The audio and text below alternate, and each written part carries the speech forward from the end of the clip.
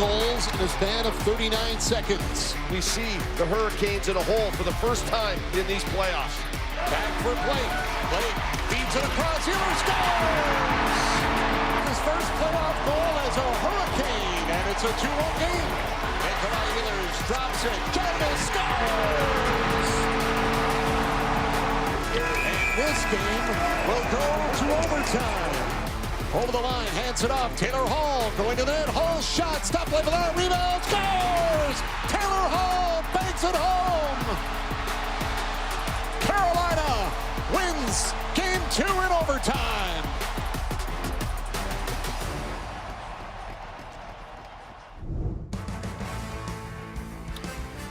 Xfinity Mobile Arena in Philadelphia on a beautiful spring night. 18 degrees in Philly. Bruce Springsteen sold out the rink 56 times. Billy Joel 48 times. And both men have banners in the rafters along with the Philadelphia Flyers and the Philadelphia 76ers. Big matchup for the home team tonight. Carolina Hurricanes roar in 6-0. We're hearing no Owen Tippett again. No Noah Cates for the duration surgery. May have Nikisha back in the lineup for the Canes tonight. He's been close. As mentioned, they're just flying. There's Nick Ehlers. More on him coming up. It's Hockey Central presented by Instacart, and it's kind of a sad night for us. Ryan Strome of the Calgary Flames, this is your last show already. Are you sad? We're sad. I'm sad. You guys are nice to me. Great job so far. Holy. We got 3 more hours left of us. That's true. Yeah. Maybe more. Overtime. Right? You're calling overtime already?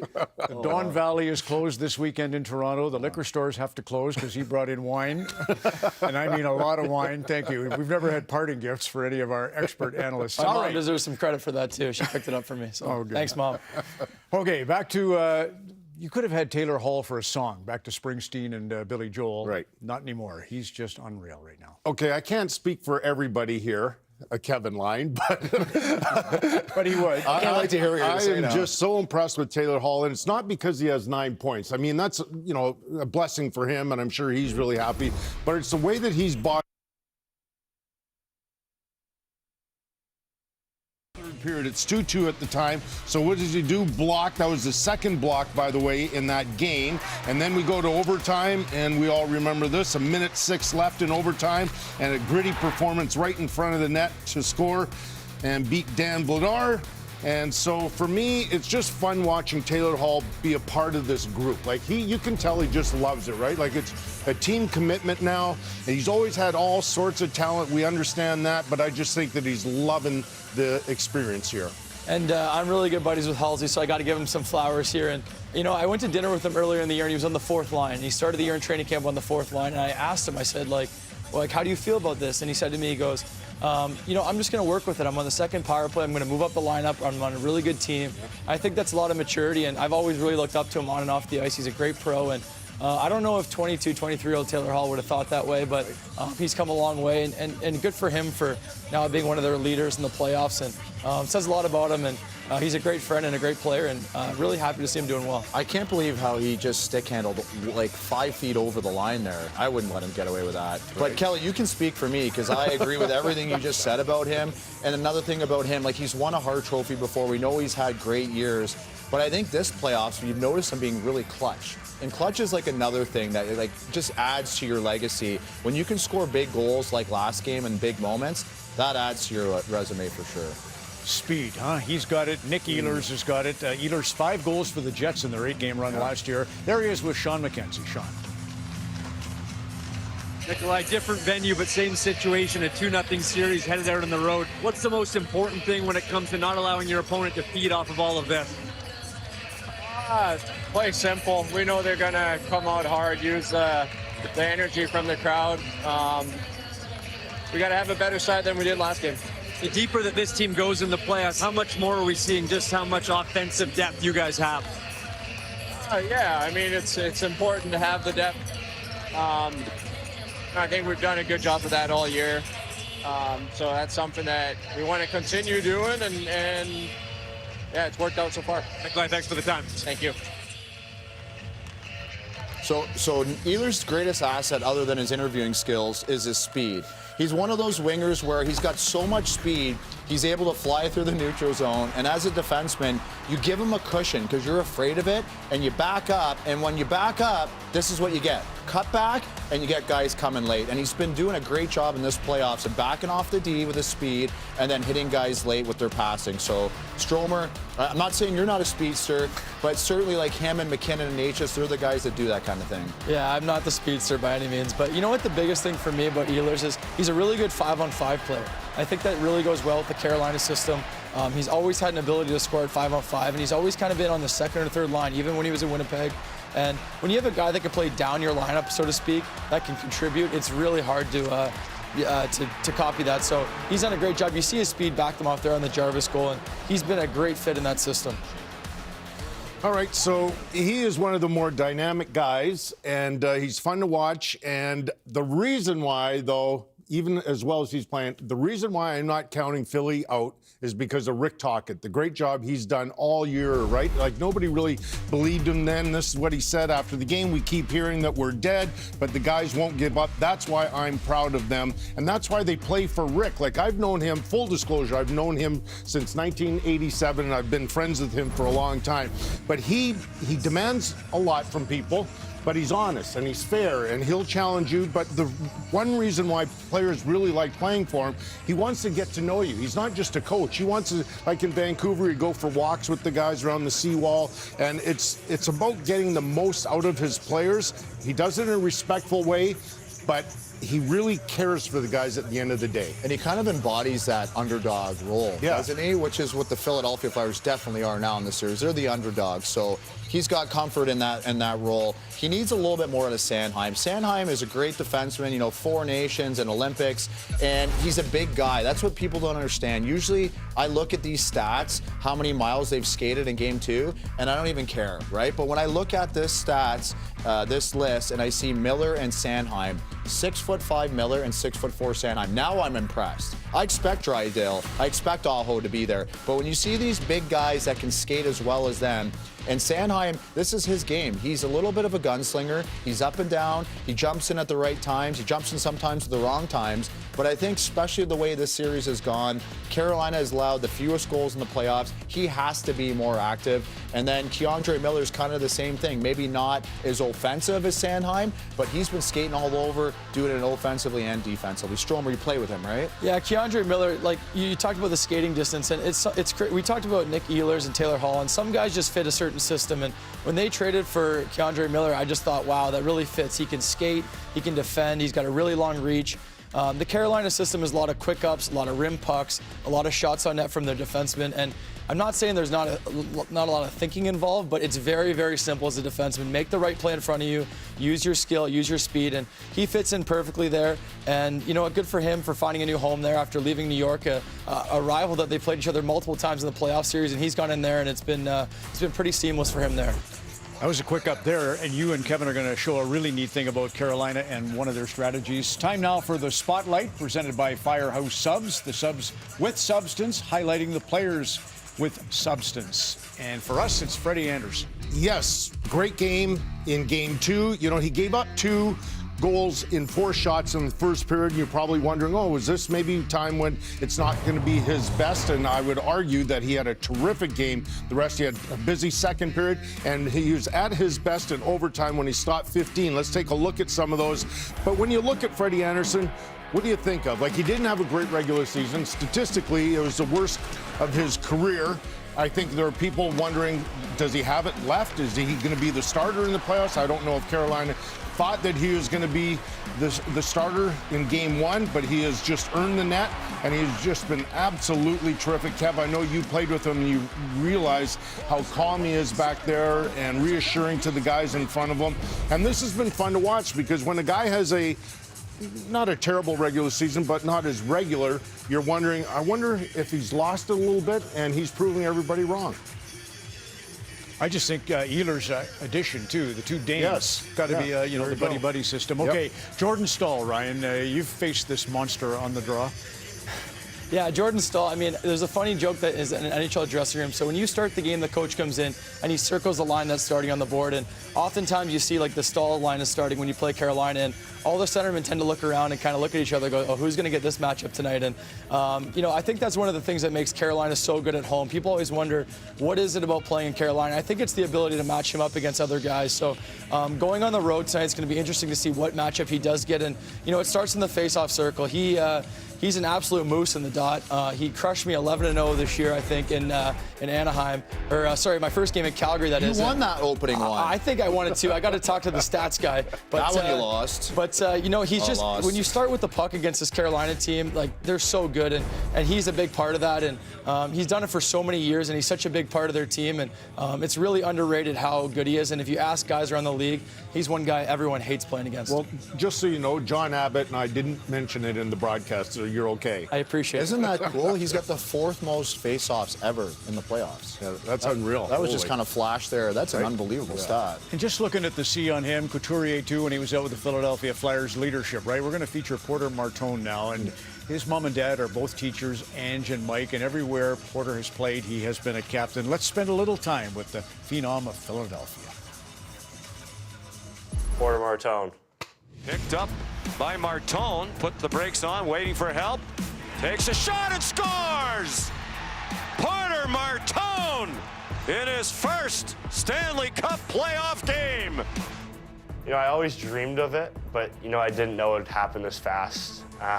You know, it's been a whirlwind. You know, it feels like, you know, I started my junior hockey career yesterday, and, you know, it feels like I arrived at Michigan State, you know, a couple hours ago, and then, you know, a snap of the fingers, and now you're here in the NHL playing the second round of the NHL playoffs. So, you know, it's happened so fast, and, you know, it's just something you have to enjoy. You can tell the players, you know, wait till you see what it's like to play in the playoffs here in Philadelphia, but there's no words to really properly describe how it is and the vibes. Shot from long range, score! The Flyers win it! Cam York beating the Seahawks in overtime! You know, that feeling when you see Yorkie score in overtime there is something you can't even explain. You know, you kind of have chills. The fans are great all series long. You can really see, you know, the city rallying behind us, which is really nice to see.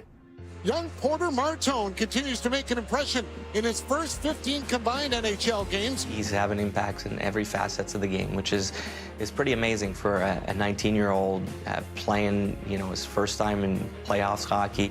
As a person, he's pretty goofy.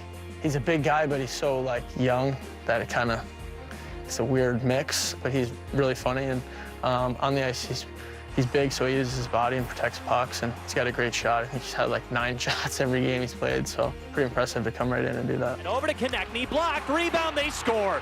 And it's once again Porter Martone, the 19-year-old. We said at the beginning of the year we hope to play some meaningful games coming down the stretch because we hope that our young guys would get the chance to play and learn and get the experience of those moments, because it's hard. This is all experience that you can't buy for our young guys. That was a big win, boys. Thanks for being so welcoming, and let's keep this rolling. You know, me and my dad actually talk about a lot of just, you know, stay where your feet are, you know, and just live every moment to, you know, the max. And my mom and dad have been supportive, you know, ever since I was a little kid. I think they knew I had a passion, and, you know, for me to have that kind of dream come true and become reality, you know, it's really surreal right now and it's special, but, you know, I wouldn't be here who I am without my mom and dad. You know, for me, I felt like I haven't really been able to, you know, really soak it all in yet. And, you know, really look back and see how cool this opportunity I'm getting. But, you know, I love playing the sport, and, you know, I'm so excited to, you know, be playing in the NHL and be in the Flyers organization.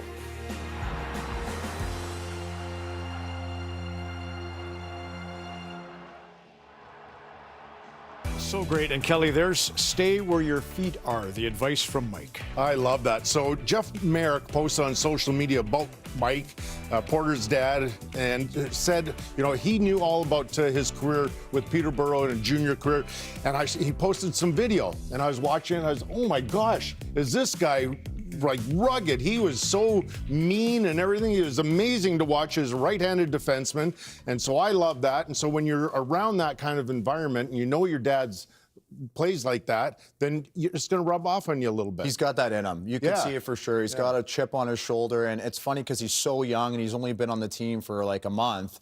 But if I'm Rick Tocchet, I don't go to him maybe a little bit more tonight, and I'm like, let your game go. Right. We need you to beat more guys. We need you to create more offense. You don't have to be as safe. And it's amazing. Just another example of young guys in the playoffs jumping right in and making an impact. Like, I don't know if it's a shot of life for these guys, but you're seeing it more and more around the league. Back in the day, it was like, I feel like all veterans, and now these young guys come in and it's a shot of adrenaline, and it seems like it inspires the group.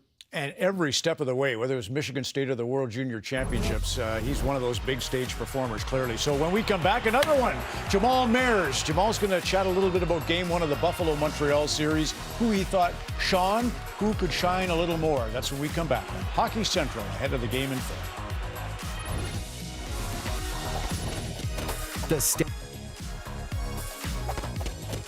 The Stanley Cup Playoffs on Sportsnet, presented by Instacart. Get groceries delivered in as fast as 60 minutes.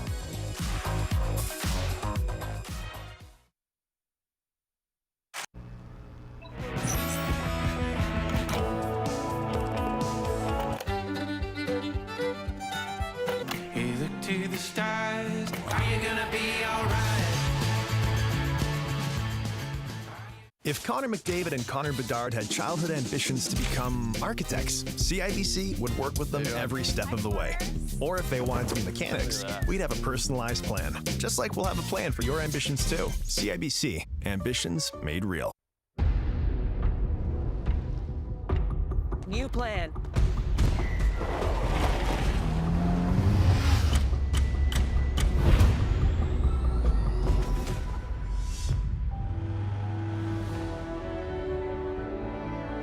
Hey Google, what's the fastest way to the pier?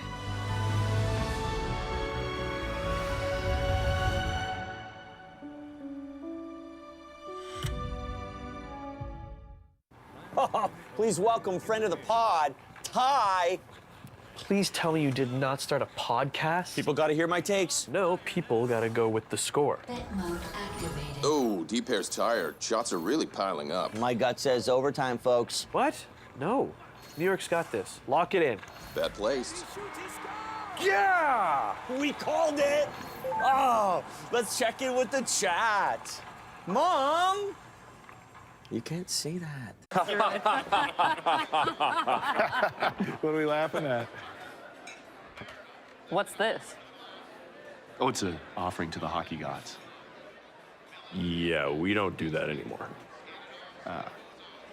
Yeah, next time, just buy us a beer. Yeah, that makes sense. Mortals, am I right?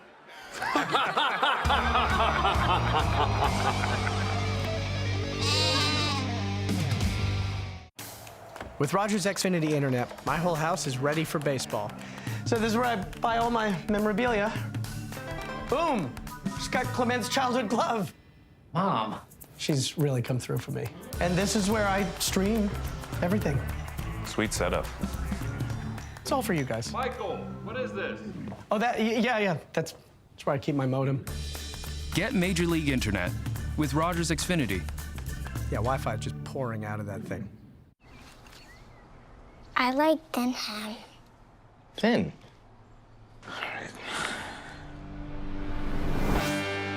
Big sliced, honey sweet.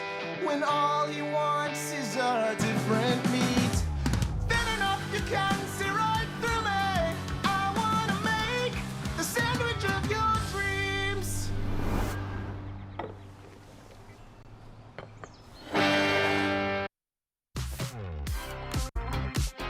Men's clothing provided by Jack Victor.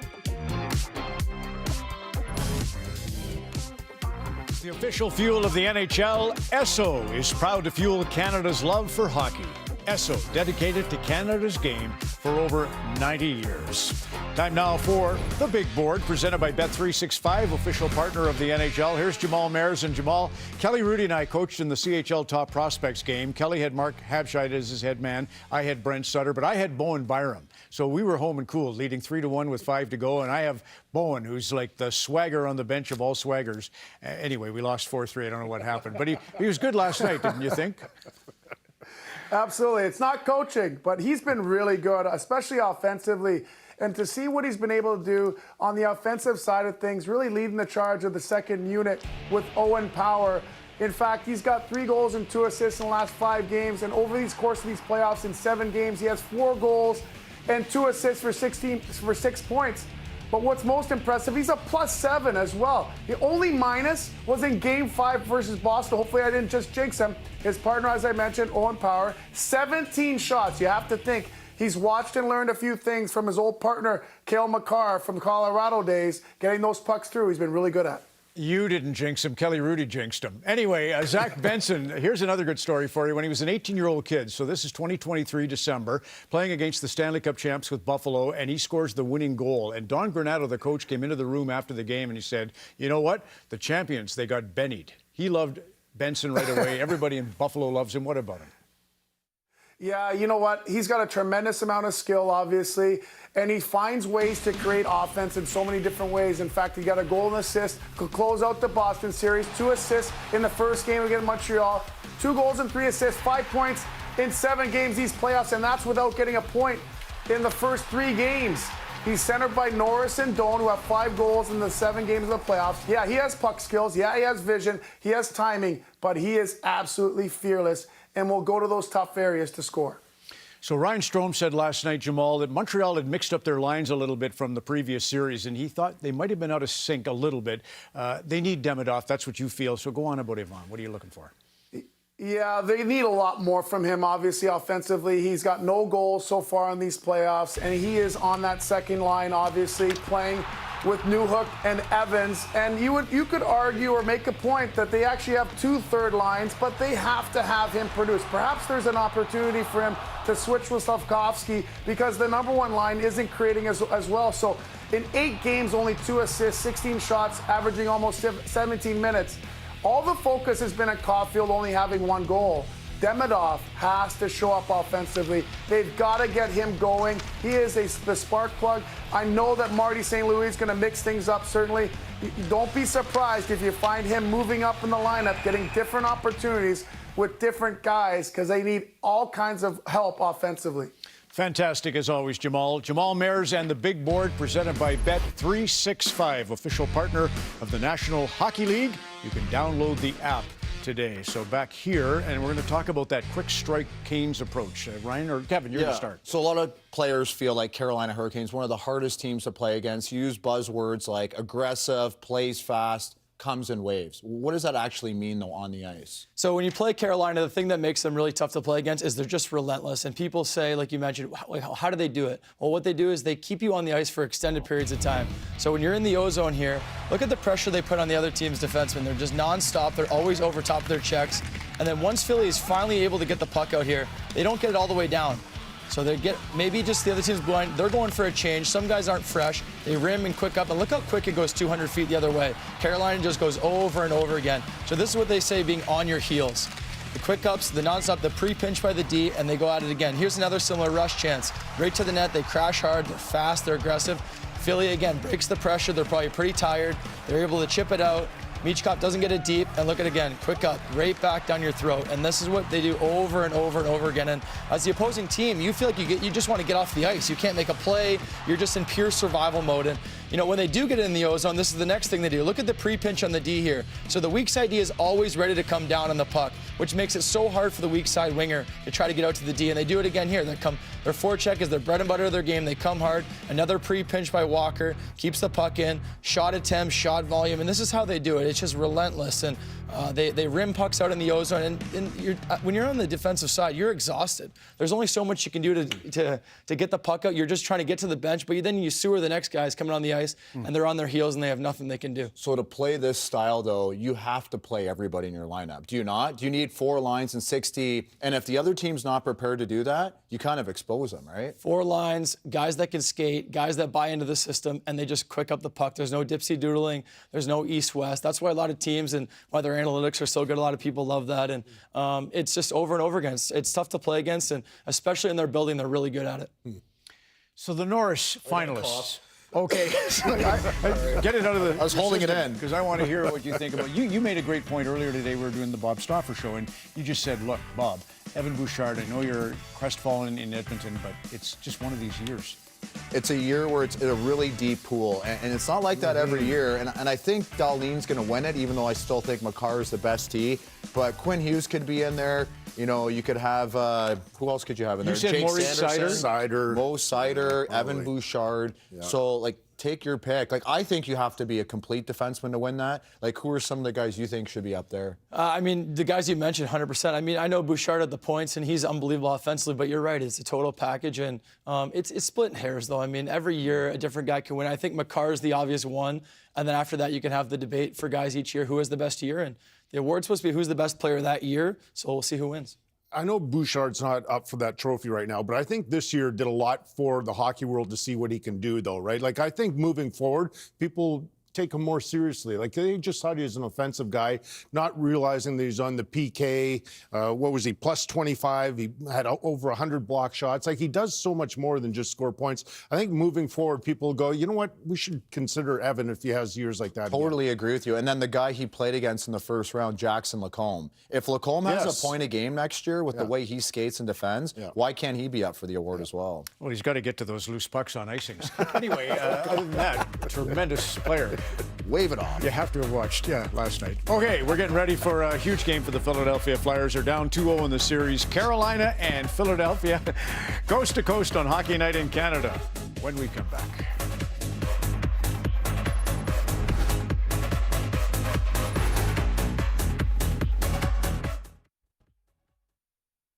Dad, is this Gorilla Tape still gonna hold? Of course.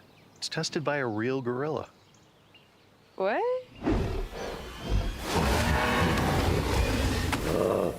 The tracks! For the toughest jobs on planet Earth. Looks like they brought a couple ringers. Nice stick. Is that antique? I'll take that.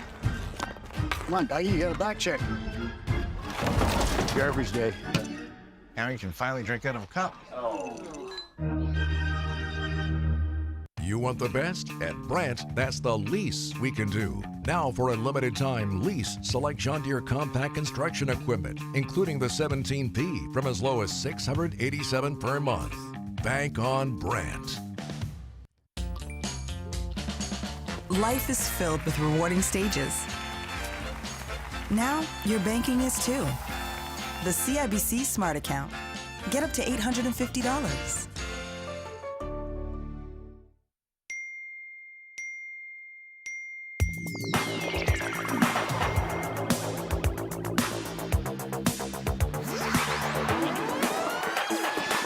No markups at select retailers on Instacart. Fees and exclusions. The Ford, it's a event? The Ford, it's a big deal event. Right now, lease this F-150 for $237 bi-weekly. That's like $119 a week. The Ford, it's a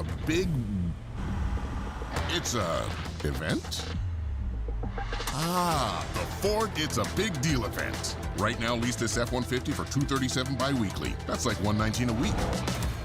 Your next great golf getaway is closer than you think. TPC Toronto at Osprey Valley is more than the home of the RBC Canadian Open. It's destination golf right in Toronto's backyard. With 3 of Canada's top public courses, all new accommodations, and so much more, it's never been easier to enjoy a great Canadian golf getaway. Visit OspreyValley.com and book your escape today. You don't just fuel your body, you fuel your drive. We're not here to preach hustle. We're here for the ones who show up. You know who you are. The moms who make mornings feel like magic. The runners lacing up before the scroll. The dreamers writing it down before it's real. And we're here for you. Real fruit, real fuel. Booster Juice. Fuel for what's next. Oh, please welcome friend of the pod, Ty. Please tell me you did not start a podcast? People got to hear my takes. No, people got to go with the score. Oh, deep air's tired. Shots are really piling up. My gut says overtime, folks. What? No. New York's got this. Lock it in. Bet placed. Yeah! We called it! Oh, let's check in with the chat. Mom! You can't see that.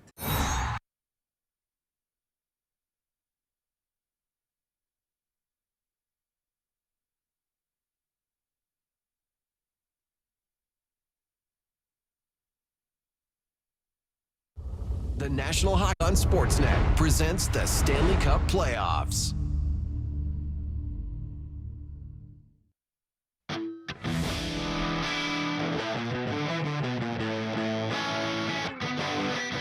We're ready to go, boys. We've been doing this for 6 weeks. It's in our blood. Come on, man. Here we go. Here we go.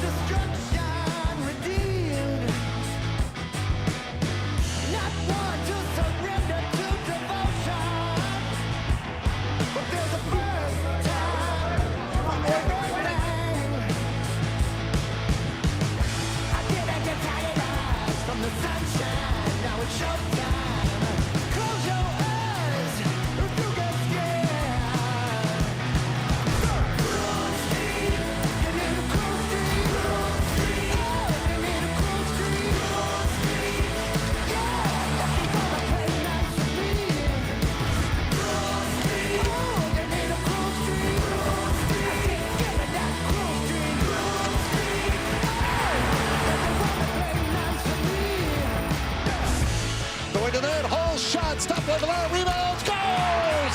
Taylor Hall banks it home! Carolina wins game 2 in overtime!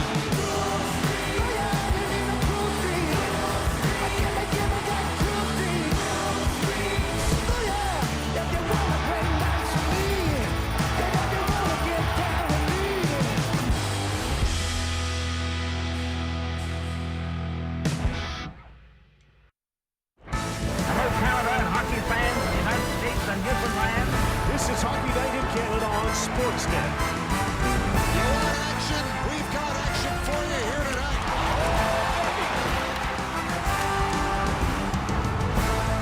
He's got a stick. He's in. Scores! Absolutely amazing.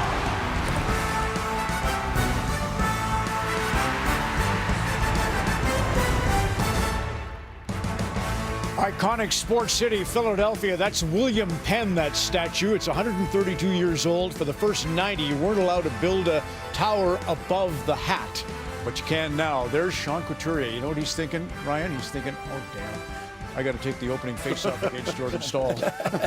And there was the kid, Porter Martone, 19 years old, already 13 points in 17 games in the NHL. It's an APB right now for Svechnikov. He has yet to really surface in these Stanley Cup playoffs, but not that man. His first overtime game winner. He was great. Carolina had a deficit for the first time to deal with and won in overtime 3-2. And Ryan Strome of the Calgary Flames, as you may know, has been our special guest all week long with Kevin and Kelly. And Ryan, you and the Canes have a history, 2022, when you were a New York Ranger. So walk us through it. Yeah, played them twice in the playoffs now. In this specific series, we got down 0-2 in Carolina, and the reason why I bring it up is every home team won in this series. So as you can see here, the Carolina took the first 2, we won the next 2 at home, went back to Carolina, lost game 5, we won game 6 at home, and we didn't break that trend until game 7. And Carolina is such a good team at home, and we kind of mentioned it, and it took a really special play by a special player, which is Artemi Panarin on the pass, of course, to break the tie in game 7. So I texted my good buddy Trevor Zegers and said, just reminded him that we lost the first 2, and just take care of home ice, and you're never in trouble in the playoffs. You lose at home. I kind of had a similar story, but ended up losing the final game with Stanley Cup final. We won the first 2 at home, then they won 2, we won 5, they won 6, and then they finally beat the Loop in game 7 and won right there. So it can be done if you're Philadelphia. You can hide behind all those cliches like you're never out of the series until you lose, on home ice. There's other cliches like if a tree falls in the forester, does it make a noise? But honestly, Philadelphia needs a bump from good players like Sanheim and Konechny, and they need their guys to go. They can't be all barky, no bite tonight. Right, you are on fire. Young Ron McLean. And Dan Vladar is going to play a major part in that if Philly's going to hold off Carolina. He is such a driven guy, and he's so competitive, and I think he's going to have a great game. I love that guy. We have John Bartlett and Gary Galley in the broadcast booth this evening. Next voice you hear will be Sean McKenzie. It's Game 3 from Philly. Enjoy.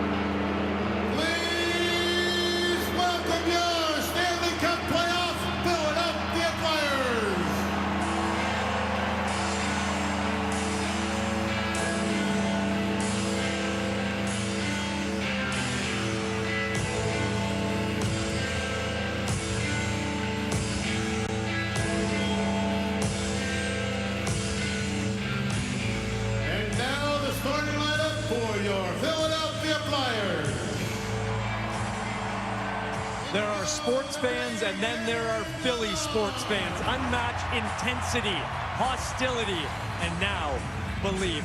This is familiar territory for the Flyers, though. Backs against the wall, down and out. Whatever cliche you want to use, the Flyers have been here before. It wasn't long ago they had just a 3% chance of making the playoffs, and here they are in the second round. And yesterday, head coach Rick Tocchet reminded everyone of that, telling the media, we've been dead before, and we've climbed out of the grave. We keep hearing we're dead, dead, dead. But guys, never give up. If the Flyers are going to get back into it, they'll have to find a solution for the Hurricanes' most productive line. You've heard of kids in the hall. Well, how about kids and the hall? That's the name that the local media has given the Taylor Hall line.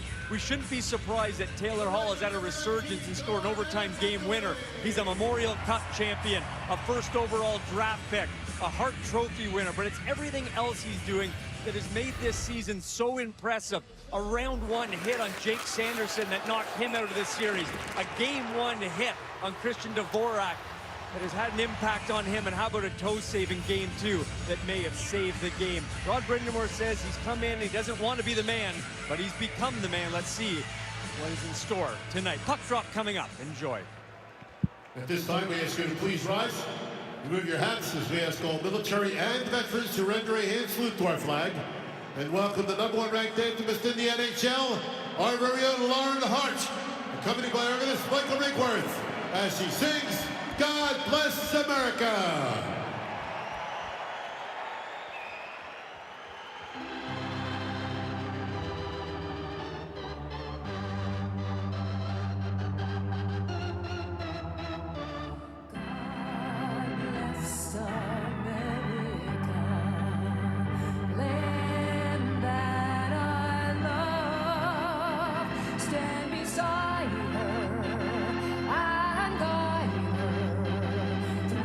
Night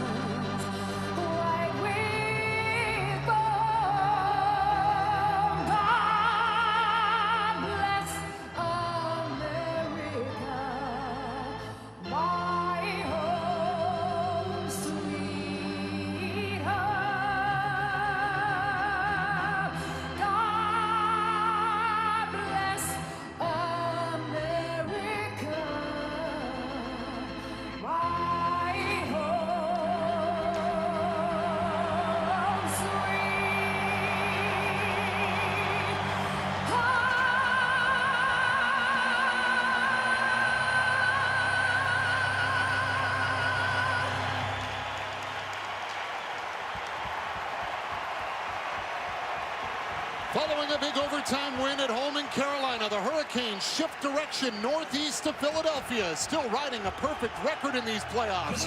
As the Flyers have been off to a rocky start to the series, they return home in front of their faithful crowd looking for a way to solve this juggernaut. Frederik Andersen, you see his numbers. There's only one other goalie that's posted those numbers or better through their first 6 games of the playoffs. It was Jacques Plante in 1969 with St. Louis. Dan Vladar, well, his goals against is the lowest in Philadelphia playoff history, with goalies playing in 8 games or more.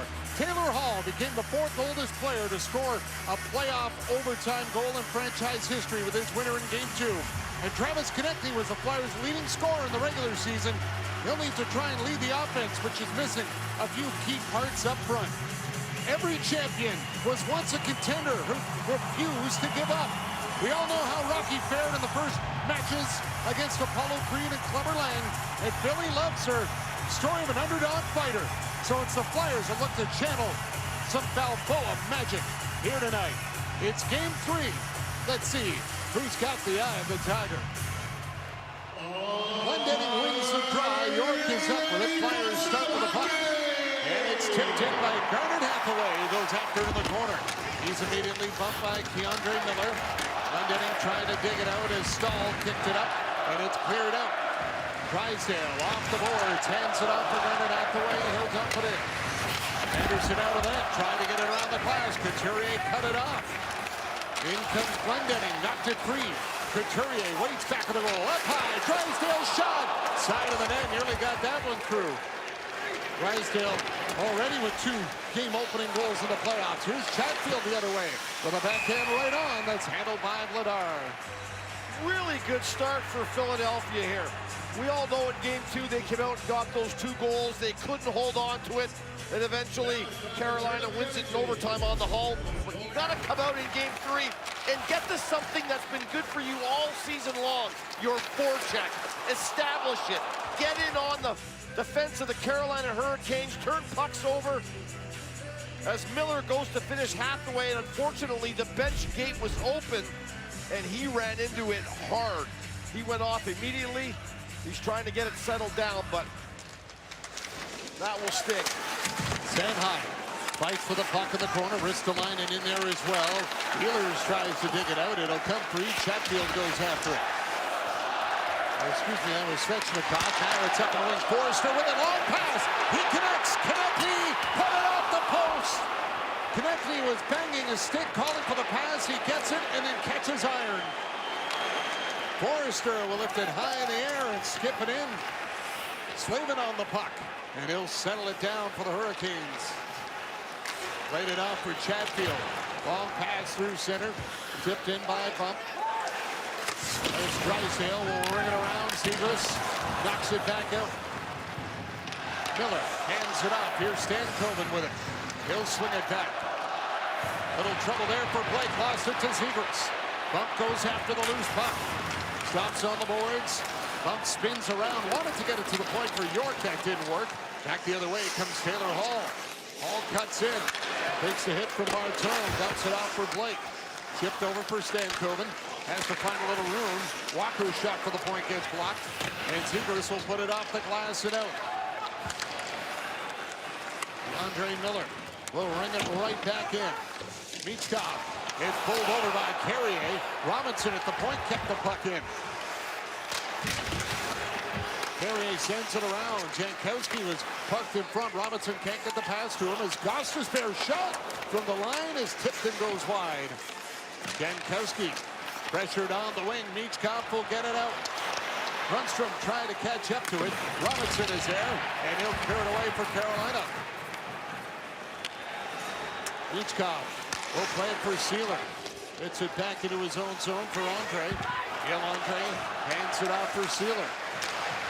Back for Andre.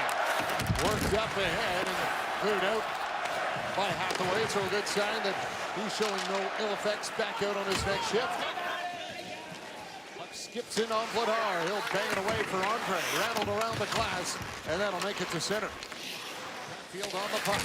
Will turn and fire it back in. It's out of the reach of Vladar, back to the goal.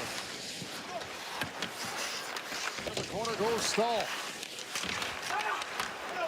Trying to control it. Has Couturier there as well. Martinook trying to make a play. He gets tied up by Sealer. Now it comes free as chipped to the line. Chatfield gives it up for Ehlers. Throws it towards the net. It's off a couple of skates in front. And Lightning will clear it out. Couturier sidesteps a hit from Chatfield, but he got the puck into the Carolina zone. It's going to be really important for Philadelphia to kill the plays quicker in their zone and not spend so much time. That's what Carolina wants to do. They want to hem you in. They want to wear you down. You got to exit quicker. You do that by killing plays as quickly as possible. We've talked about it. I've heard it today on many occasions. They need more production from a number of guys here in Philadelphia. Konechny is one of those guys. Unfortunately, he hits this one off the goalpost in Game 2. An opportunity to win Game 2 on the road. Anderson says he got a little piece of that puck. It's hard to tell, but nonetheless, Konechny still looking to get on the board. Sanheim will chase it back down in his own end. Jarvis right on him. It's rolled around as Svechnikov will get it down low to Jarvis. That Jarvis pulled over, back to the net by Ristolainen. Here's Miller's shot, blocked in front by Sanheim. He'll pat it up onto the wing. Konechny trying to poke it out. Svechnikov ties up Konechny. Spinning around to try and get a piece of it is Dvorak. He'll come up with it. And here come the Flyers. Ristolainen to center will backhand it in as Forrester goes after it. Runs into Miller, back to the goal. Taylor Hall will clear it up. Cam York gains the red line and rings it back in. Hall on the puck. Hands it off for Stankoven. And he couldn't settle it down. Here's Zegras to Martone off the post again. They've hit the post on either side. Now they've got to try to put one in between the uprights. Here's Zegras. Back to the point. Drysdale moves to the middle. Hands it off for York. York tied up by Blake. Puck rolls free and it's carried out by the Hurricanes as Hall will take off down the wing. Drops it for Blake. Hands it across and it's snapped wide of the goal as Chatfield follows up. His shot missed the net. Didn't get everything he wanted on it. Hall back to the goal for Blake. He'll roll it back to the point. Slavin down low behind the net. Hall trying to center it in front. Taylor Hall back to the line. Slavin shot got through. Bump goes after it. He'll work it up the wing. Trying to get by Stankoven. Now does. Carrier will move it to center. Chatfield quickly back up ahead for Carrier. His backhand goes wide as he was trying to catch the Flyers on a change. Now it's cleared away by Denver Barkey. Flyers reset. Sealer high in the air over the head of Chatfield. And going after it, Grundstrom. Got a piece of it and knocked it wide. Robinson won't catch up to this one. It'll be an icing call against Carolina. If you're Rick Tocchet, you got to love the fact that you've had Travis Konechny on a breakaway and now Porter Morton, who takes that slash from Walker. He's slow to get up. It looks like he's going to come off the ice. Then all of a sudden, it transitions, and he goes, man, I am wide open, and was he ever? And he tries to go the opposite side that Konechny did. He couldn't find the back of the net. And in comes Grundstrom. He doesn't have a lot of time, so you just shovel it at the net and hope it finds a hole through Anderson. And as we know, there aren't many holes on Frederik Andersen these days. Chatfield up the boards, clears it out. Sanheim will settle it down. Try to get it up for Michkov. Barkey fights for it. Jankowski will play it in. Ristolainen after the puck. Up around the boards. It's tipped out at center. Grabbed by Nikishin, who will play it back in. Returning to the Carolina lineup tonight. Getting that big hit in Game 4 against Ottawa from Tyler Clement. They'll hand it off for Gostisbehere. In comes Hathaway to disrupt Gostisbehere. Grabbed by Couturier. Spins, hands it off. Glendening trying to get it over in front of the net for Hathaway, but he had his stick tied up. Stahl will clear it out. Couturier back on it. Had to move it quickly, and he'll hand it off for Sealer. Sealer up in the air to the Carolina line. It was knocked down. Couturier into the corner. Glendening centered in front for Hathaway. Couldn't get his stick on it. Andre to York. Shot. That one's blockered away by Anderson. Hathaway on the puck. Try to move it free back to the net. Glendening going after it. Nikishin checked by Hathaway. Here's York with it. Flyers trying to keep the heat on. Hathaway knocked down. Crowd didn't like that. Jarvis will take it. He'll skate it out. He's on his own for Carolina as the Hurricanes are on a change. York will take Jarvis into the corner. Up cleared off the glass and out. Walker stops it. And now Forrester will find an open lane. Forrester trying to cut his way to the net. Goes to the goal. And it's poked away and comes all the way back to the line as the Hurricanes clear it.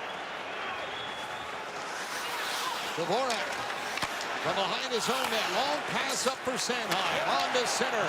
Hits Konechny. His shot's off the leg of Chatfield. Knocks it down. Gets control of it. Played it for Ristolainen. And that will come to center as Sanheim will take it. Quick pass for Forrester. Forrester dumps it in. Here comes Konechny. Goes right after Miller. Hall on the puck. Plays it up the middle.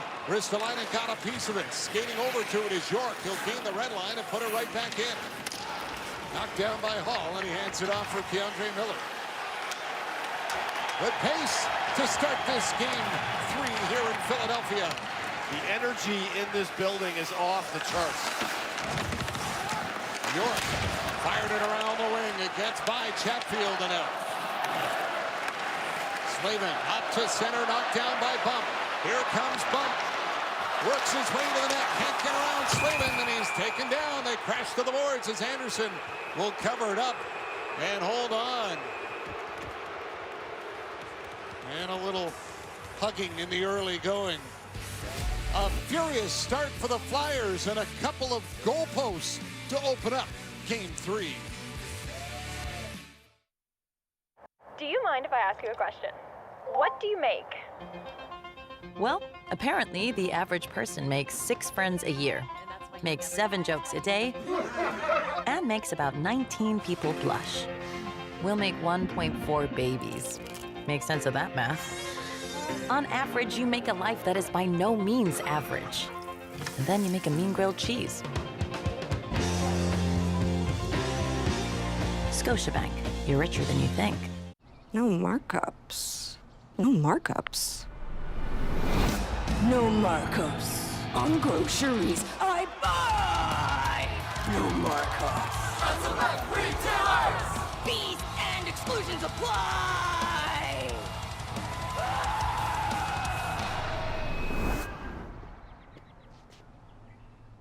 Kids, kids, lunch. With Rogers Xfinity Internet, my whole house is ready for baseball. So this is where I buy all my memorabilia. Boom! Just got Clement's childhood glove. Mom. She's really come through for me. And this is where I stream everything. Sweet setup. It's all for you guys. Michael, what is this? Oh, yeah. That's where I keep my modem. Get Major League Internet with Rogers Xfinity. Yeah, Wi-Fi is just pouring out of that thing. Runner in scoring position with 2 down. Clements got it. The throw to first in time. A run-saving play. You want to get as early. You want to get a goal on the board if you can. Flyers have had opportunity. Konechny off the right post. Porter Martone on the transition will hit the opposite post. And then Tyson Forrester comes in, draws right in, and can't get a puck through the 5-hole. 3 grade A quality scoring chances, and not one shot on net on any of them. I mean, it's just frustrating. You've got to try to solve Anderson. We talk about Vladar at the other end. Imagine looking down across from you saying, I have to outplay that guy who's pitching a .950+ save percentage. I mean, it's crazy, the numbers that Anderson has. It's almost like you got to win the game 1-0, and they might have to, and they've got great legs. This is the best legs I've seen on the Flyer team in the 3 games that we've done so far. Glendening takes the draw. No, he won't. He'll get tossed out against Stahl, so Couturier will come in to take it. Couturier had won 58% of his face-offs in Game 2.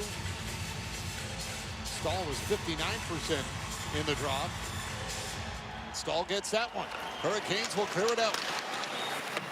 Martin trying to reach for it. He'll backhand it off the boards. Get it down the ice. Ristolainen is on it. Down the wing it goes as Hathaway will hand it off for Couturier. Dumps it in. Anderson goes to play it off the glass. Stopped by Hathaway. Couturier bumped by Martinook. Couturier breaks free.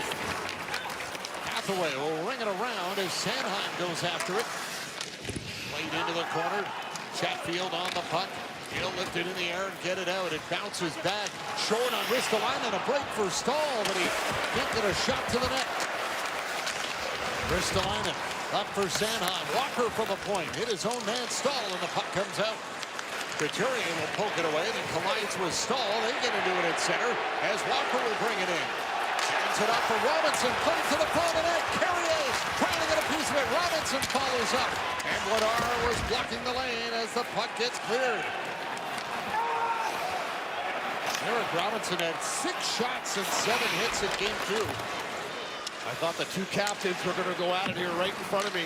But remember the Ottawa series, Tkachuk and Stahl. Well, Couturier and Stahl, it was close.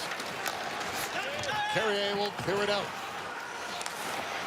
Sealer quickly up for Grundstrom. He'll lift it high in, and Aho knocks it down. Chased by Markey, played it up for Jarvis. Grundstrom missed the check. Here comes Aho. Drops it for Nikishin. His shot goes wide. And it's cleared to the line, but batted back into the corner by Gostisbehere. Here's Aho up high. Gostisbehere across. And Jarvis gets the one-timer to the net. Back to the point. Gostisbehere to Aho. Right through the slot. Into the corner it goes. Grundstrom is after it. Svechnikov on him. He'll throw it in front. Comes all the way to the point. Nikishin will skate it in. Swings it up high for Aho. Sebastian Aho lays it over to Gostisbehere. Michkov swings right by Gostisbehere, and then he's allowed to get the shot. Now Michkov on the puck, and they'll lift it in the air and clear it out as the Flyers get a change. There is some venom in this one. You know, in the first 2 games, you didn't see the edge on the contact. Every single hit has an extremely hard edge on it. Vladar worked it up the boards. Konechny is there. York tried to play, but it's Hall that got it in front. Chatfield shot steered away by Vladar. Hall is on it again. Back to Chatfield. That drive is blocked, doesn't get through.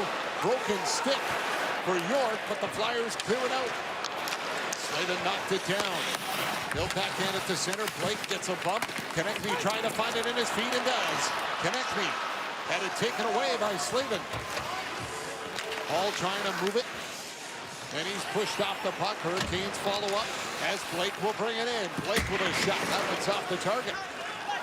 Bump will take it. Bump out to center. Got it across. Seacrest trying to jump around his man Walker and catch up to it, but Ehlers was there.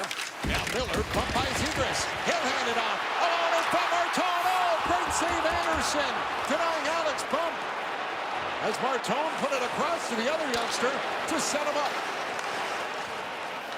Flyers had the crowd buzzing. They're waiting to pop, though.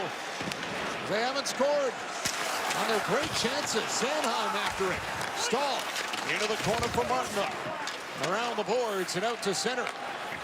Walker will dump it back in. Vladar can't knock it down, but he's got a little help with Ristolainen right behind him to come up with it. Ristolainen up the middle. Couturier trying to fight his way in. He'll go after it in the corner. Like the throw in front. Jankowski's there to clear it away. Race forward back into the Philly zone. Robinson right on top of Andre. Andre around behind his own net. Takes the hit in the corner. Got it up onto the wing. And now it is Hathaway that gets taken down as he cleared it out on the hit from Robinson. Hathaway then gives Robinson a tap, and they have words in front of you, Gary. Check out 3-goal early payout brought to you by Bet365. When your team goes up 3, you get paid. It's that simple. Download the app today. Must be 18 plus. Ontario only. Please play responsibly. It is absolutely nasty down here, and I love it.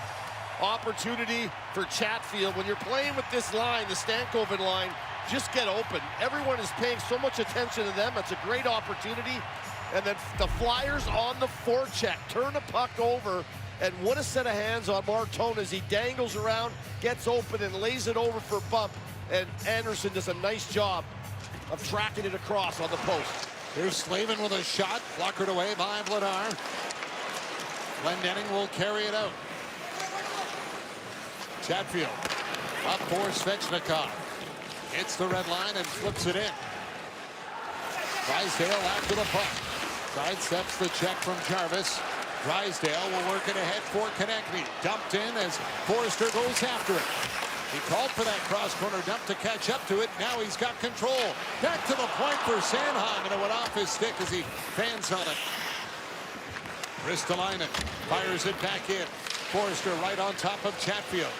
Dvorak in to help out. Konechny knocked down. And a penalty coming up here. It'll be an interference call, and the Flyers will get the first power play here in Game 3. One of the things Rod Brindamore talked about was more discipline. They took way too many penalties, and it affected their whole game, their 5-on-5 game. And there you see him going down. Interference and a power play coming up.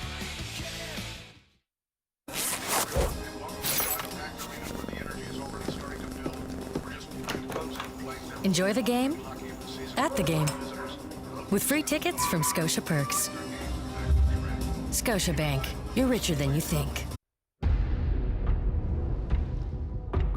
New plan.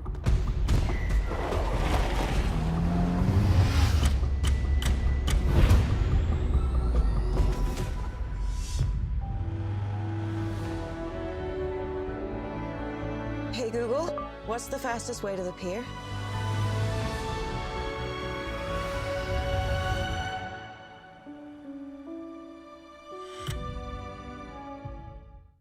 Oh, please welcome friend of the pod, Ty.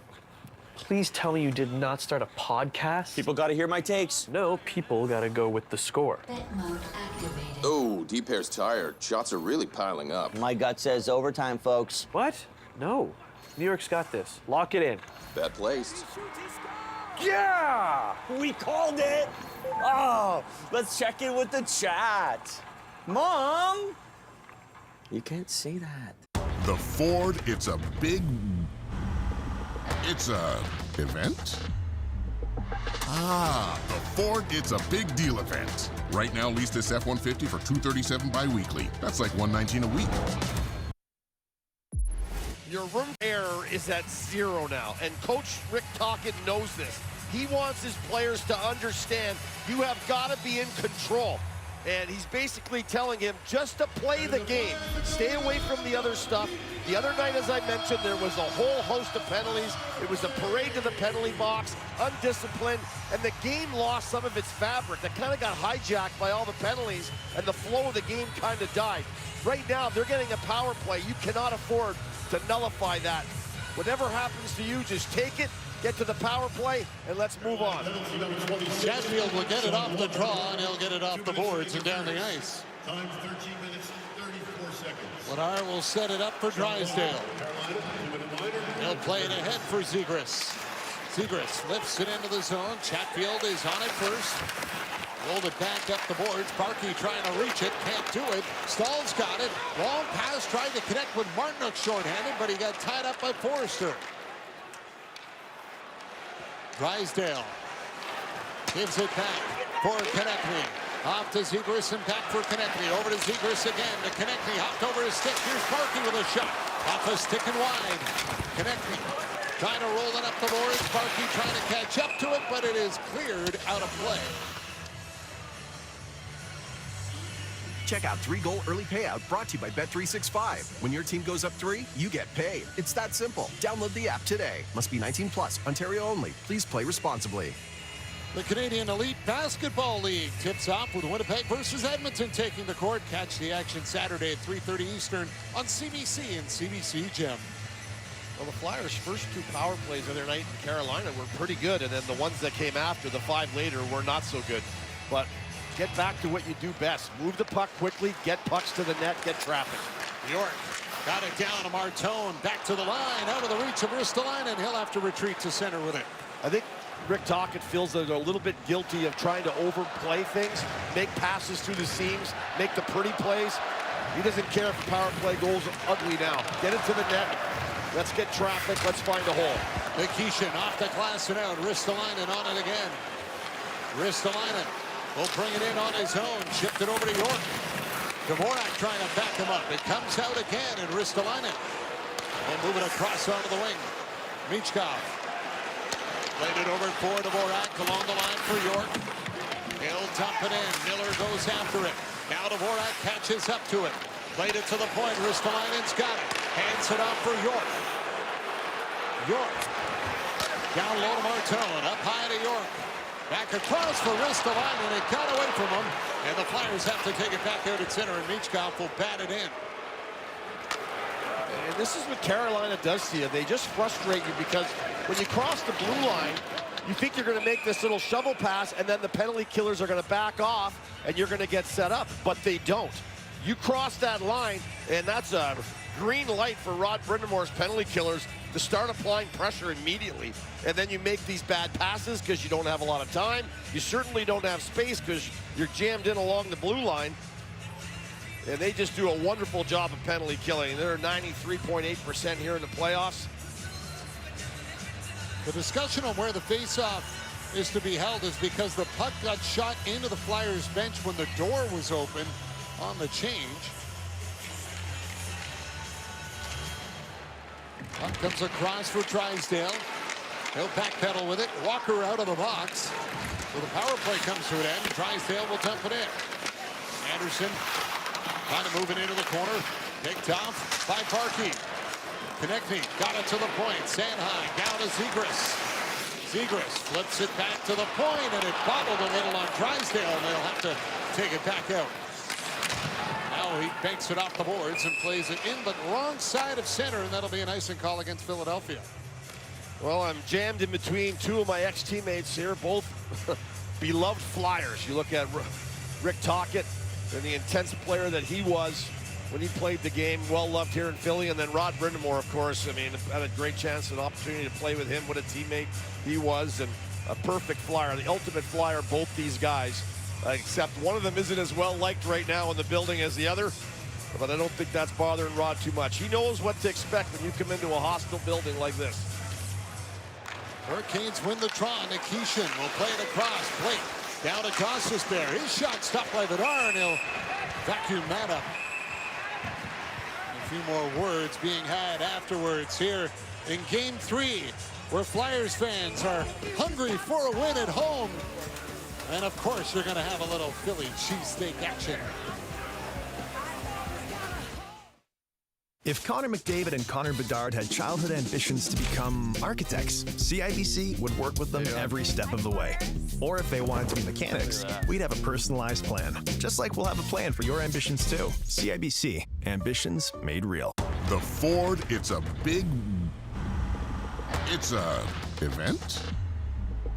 Ah, the Ford It's a Big Deal event. Right now, lease this F-150 for $237 bi-weekly. That's like $119 a week. And it's a close one, folks. This game is stress. Nah, the Blue Jays got this. Watch. Bet mode activated. Hey, tied on the 9th. Everybody breathe. I feel a run coming. That tracks. Struggling reliever, advantage, offense. Blue Jays money line. Lock it in. Bet placed. I can't take this anymore. Wing and a drive. And that ball is out of here! Oh, Oh, yeah. You don't have hands. Not you.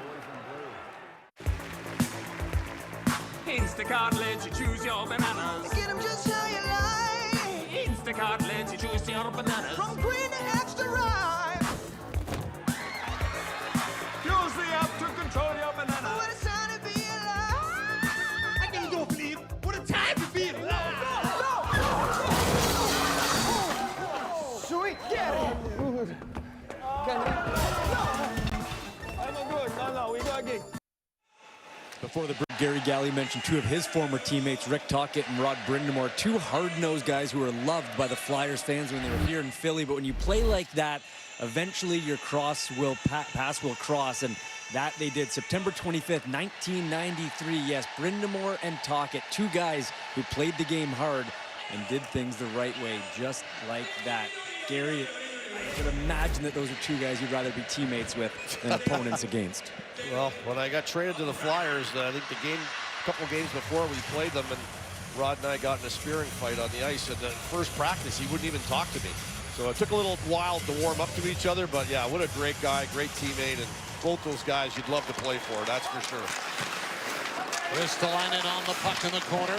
Worked it up the boards. Grabbed by Hall. They'll throw it to the net. It goes wide. Couturier bumped by Nikishin.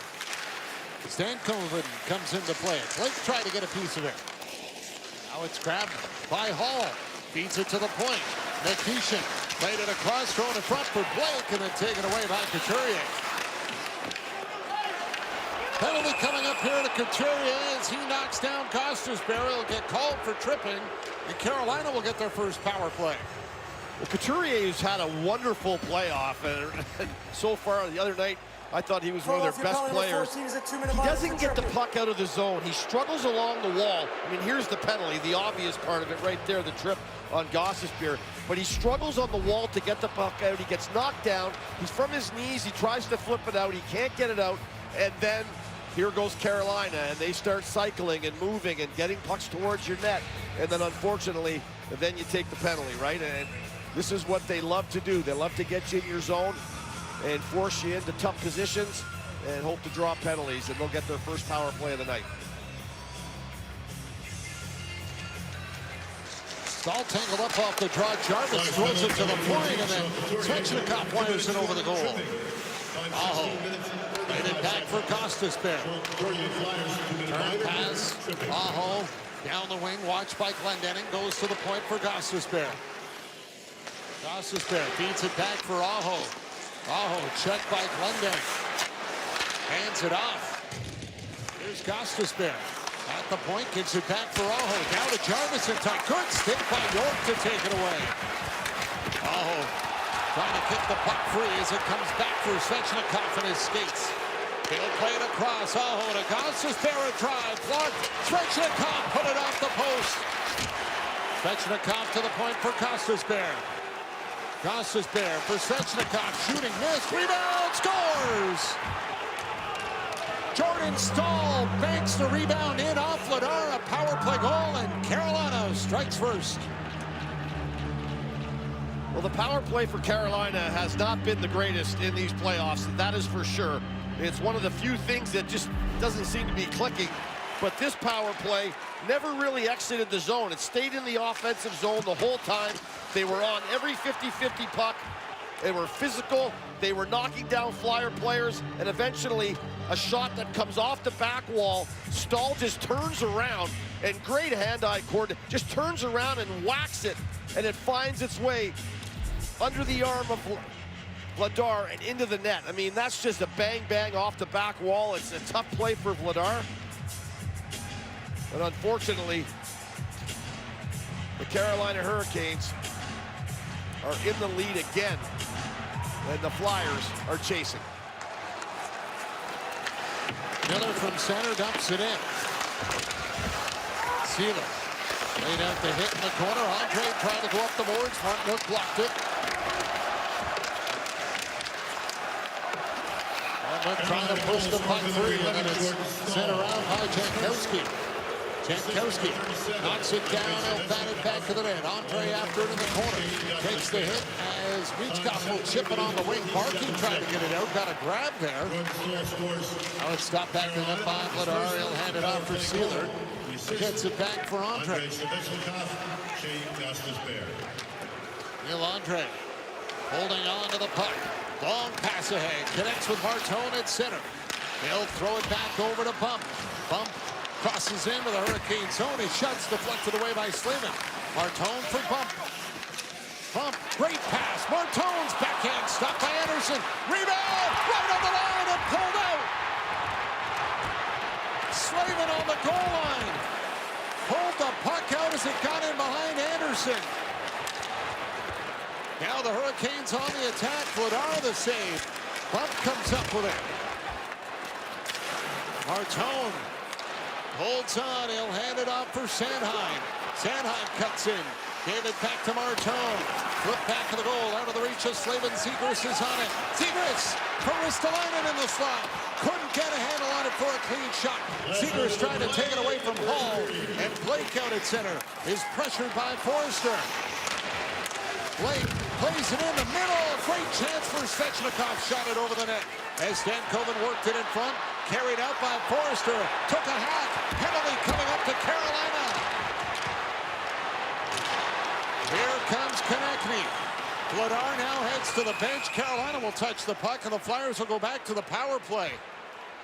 Well, a slashing call on the hands of Forster. That's going to be the penalty, but what an opportunity for Martone, and what an incredible play by Slavin.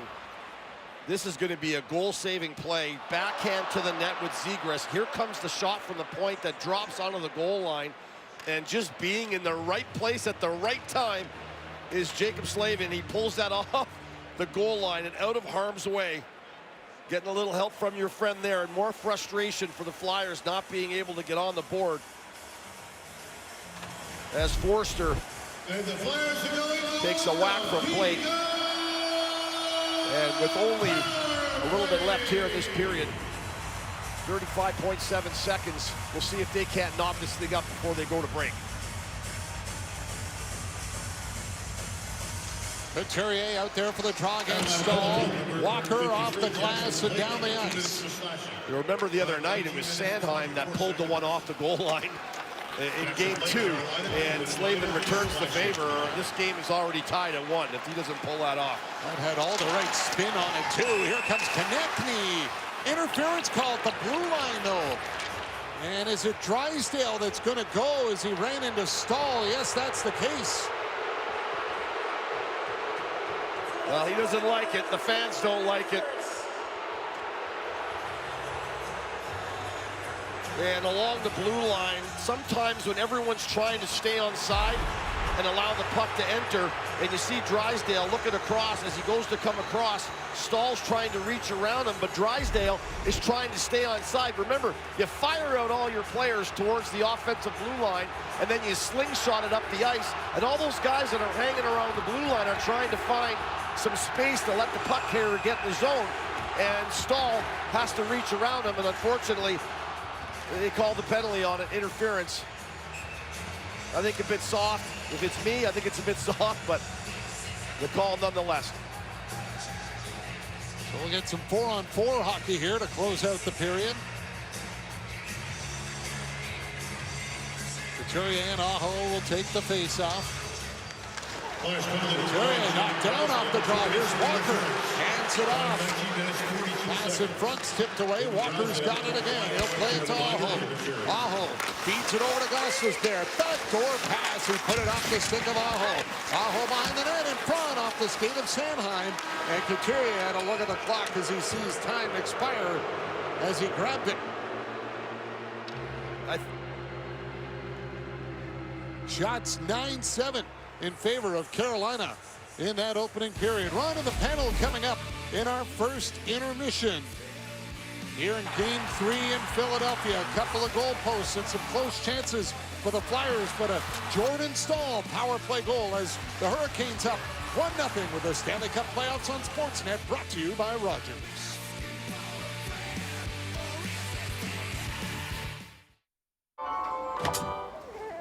Make it through Chapter 5.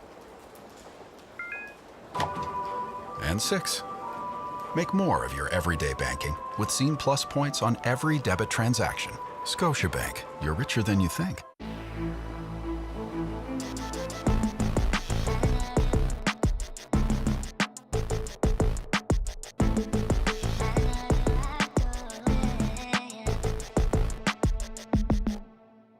So with Rogers Xfinity, you can pull up games, stats, and scores. Blue Jays. Springer Dinger. May I? Davis Schneider's mustache. It's beautiful. The technology is amazing.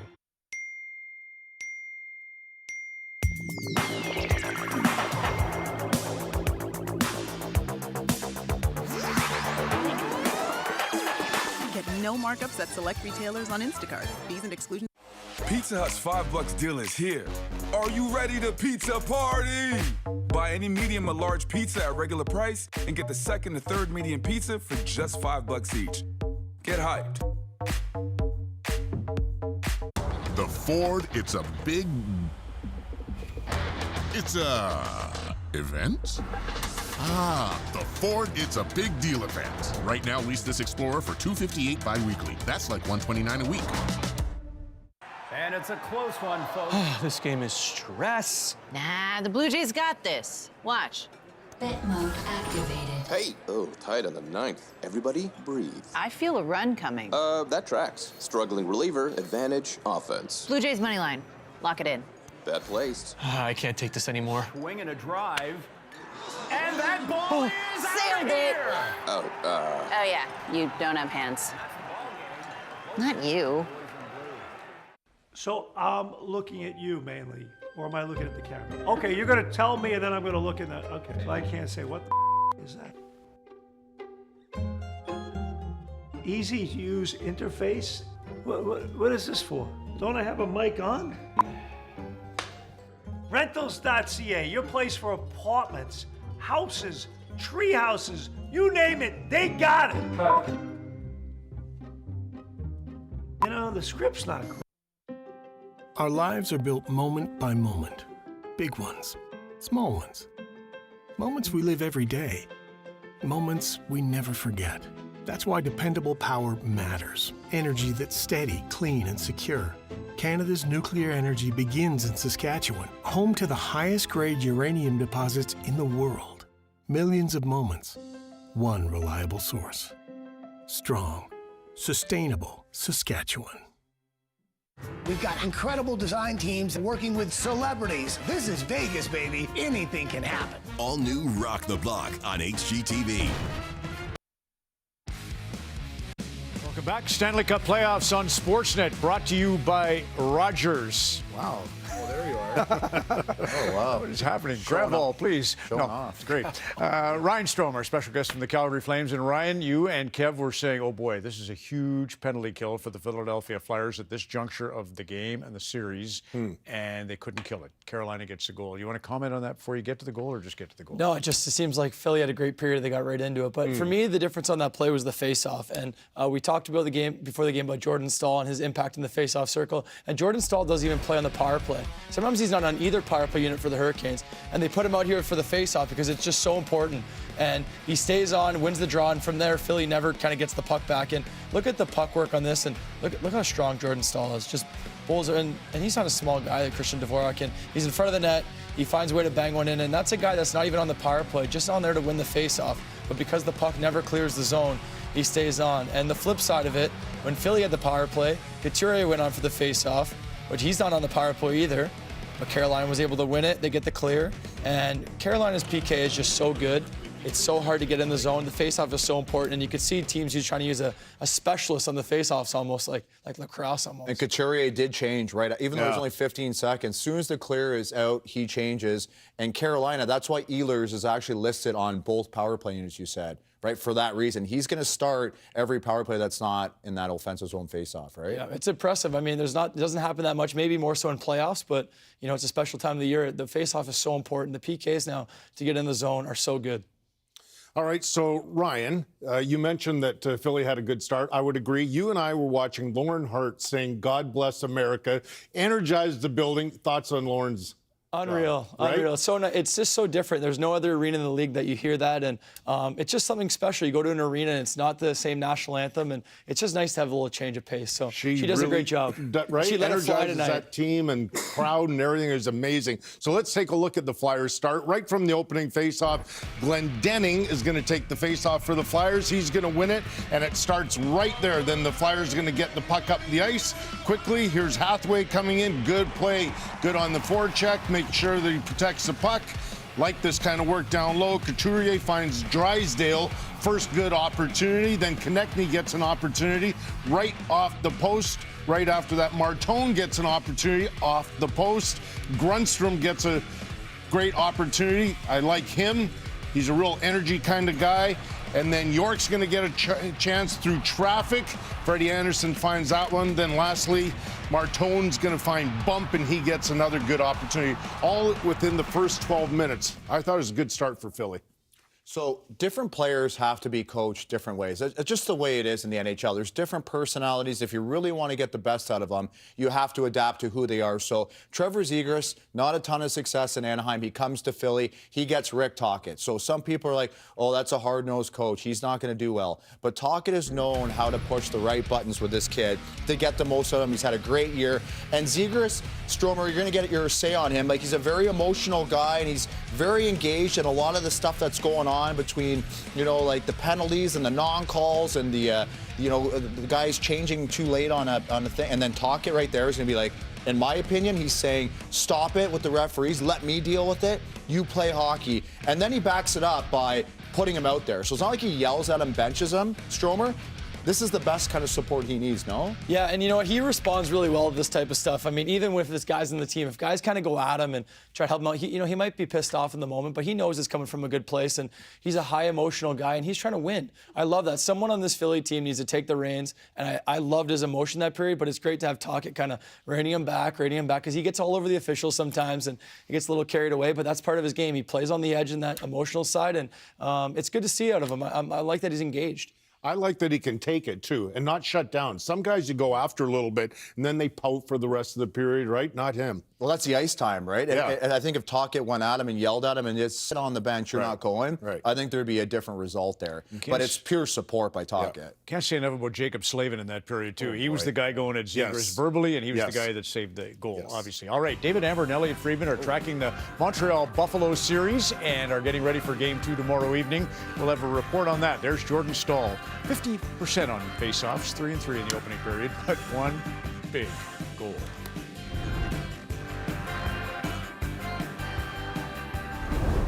This intermission is brought to you by Rogers.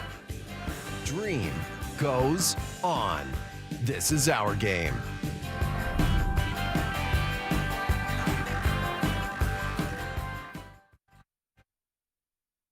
I have no idea what he just said. You know, I would just go to rentals.ca. You know, all this other stuff is just too complicated for me. What was that? Advanced search filters will help you find your home easily. Go to rentals.ca. New plan.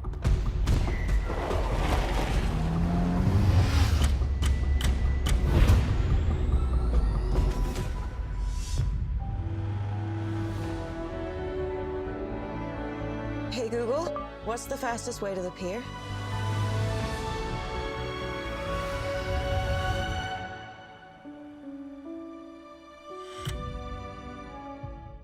If Connor McDavid and Connor Bedard had childhood ambitions to become architects, CIBC would work with them every step of the way. Or if they wanted to be mechanics, we'd have a personalized plan. Just like we'll have a plan for your ambitions too. CIBC, ambitions made real. And it's a close one, folks. This game is stress. Nah, the Blue Jays got this. Watch. Bet mode activated. Hey, tied on the 9th. Everybody breathe. I feel a run coming. That tracks. Struggling reliever, advantage, offense. Blue Jays money line. Lock it in. Bet placed. I can't take this anymore. Swing and a drive. And that ball is out of here! Oh, yeah. You don't have hands. Not you. The Ford, it's a event? The Ford It's a Big Deal event. Right now, lease this Explorer for $258 bi-weekly. That's like $129 a week. So with Rogers Xfinity, you can pull up games, stats, and scores. Blue Jays. Springer Dinger. May I? Davis Schneider's mustache. It's beautiful. The technology is amazing. Runner in scoring position with 2 down. Clements got it. The throw to first in time. A run-saving play. The Stanley Cup Playoff Sportsnet. Brought to you by Rogers. And presented by Instacart. Big board presented by Bet365, official partner of the NHL. Looking ahead to Montreal Buffalo Game 2 tomorrow. Here are DA and Elliot. Elliott, the Montreal Canadiens, they're the youngest team in the National Hockey League, but they certainly aren't showing any signs of panic despite losing Game 1 of this series to Buffalo. No way. You don't beat a team like Tampa, 7 games, the Game 7 at home, outshot 29-9, and then just panic in the next game against your next opponent. That's just not the way it's going to be. They didn't play great. I think everybody knows it. I think everybody understands it. There was a bit of an emotional letdown, but I thought it was interesting. After the game, they went as a team to their room at the hotel where they all can gather together. Some guys were playing video games, FIFA, World Cup soccer, I understand. Some guys were playing cards. Some guys were watching the late game between Vegas and Anaheim. That's not a team that's panicking. That's a team that realizes they didn't play their best, and that's a team that realizes still a long series, but they do, Dave, have to be better. Yeah, and Martin St. Louis did talk about some adjustments. He says the team has to be much more concerned about Buffalo's rush chances. You also have to imagine he's getting maybe a little bit concerned that his top scorers, when you look at Demidov, Slavkovsky, Caulfield, Suzuki, combined have 1 even strength goal throughout the entire playoffs. How much of a level of concern do you think there is with that? I think there's concern simply because it's been 8 games now, right? And even though the Tampa series, they're really talented, I think you could make an argument that you expect the way this series is going to be played, there's going to be more opportunities for goals against Buffalo than there would be against Tampa, so you need your scorers to score. The one guy I think, Dave, who's starting to wear it a little bit is Caulfield. You can just see it when he's talking and when he's asked about it by the media that it bothers him. Scorers need to score. Scorers have to score. Their whole mental outlook is by how often they're putting the puck in the net, and he's the one guy I do look at and say he's wearing it a bit. All right, well, Montreal not panicking, but they certainly understand the magnitude of Game 2. Teams that take a 2-0 series lead throughout the history of the Stanley Cup playoffs in a 7-game series go on to win 86% of the time. That is a big number, David. I'll give you another big number in just 1 second. Got to mention the big board presented by Bet365, official partner of the NHL. Download the app today. So, David, last night in Buffalo, 4-2 score. That's a bit muted by your standards. The last 2 times we've had 15 goals in a game.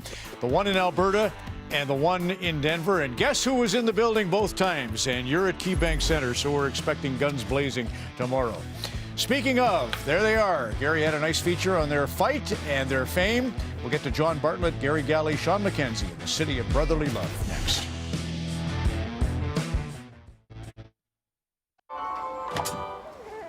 Make it through Chapter 5. And 6. Make more of your everyday banking with Scene Plus points on every debit transaction. Scotiabank, you're richer than you think.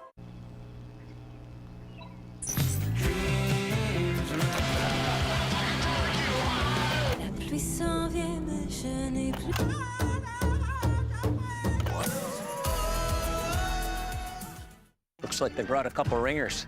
Nice stick. Is that antique? I'll take that. Come on, Dougie, you got a back check.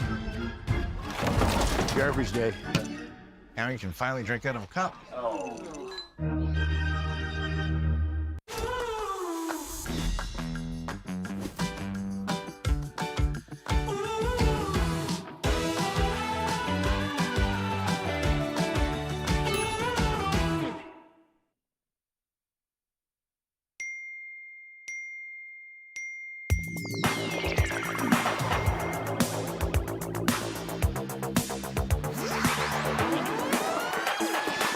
No markups at select retailers on Instacart. Fees and exclusions. Getting the McDonald's you love for just $5 plus tax every day? That's not just value. That's McValue. Get $5 McValue meals every day. The Ford, it's a event? Ah, the Ford It's a Big Deal event. Right now, lease this F-150 for $237 bi-weekly. That's like $119 a week. With Rogers Xfinity Internet, my whole house is ready for baseball.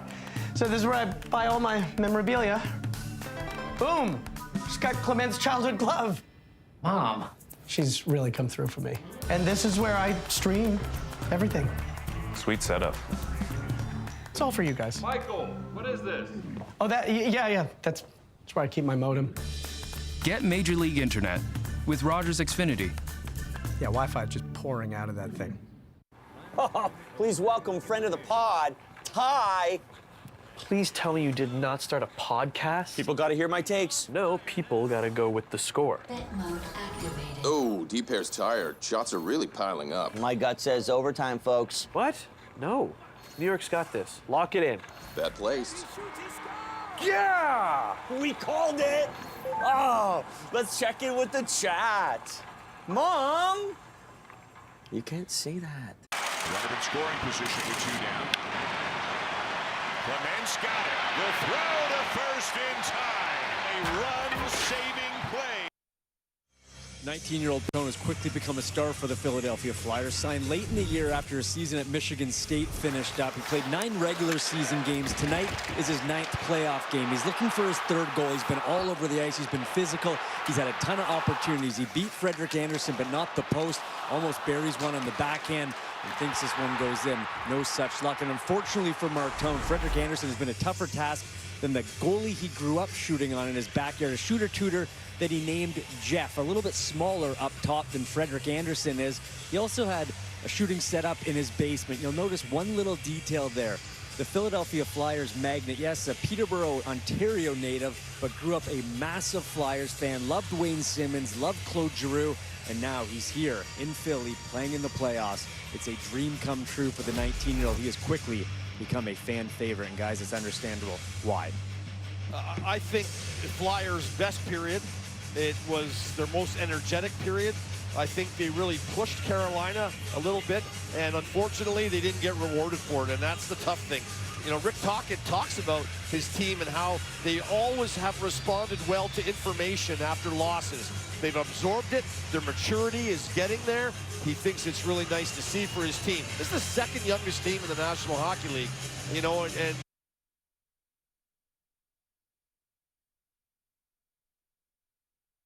you're coming through an emotional series at home after that great run to get in the playoffs.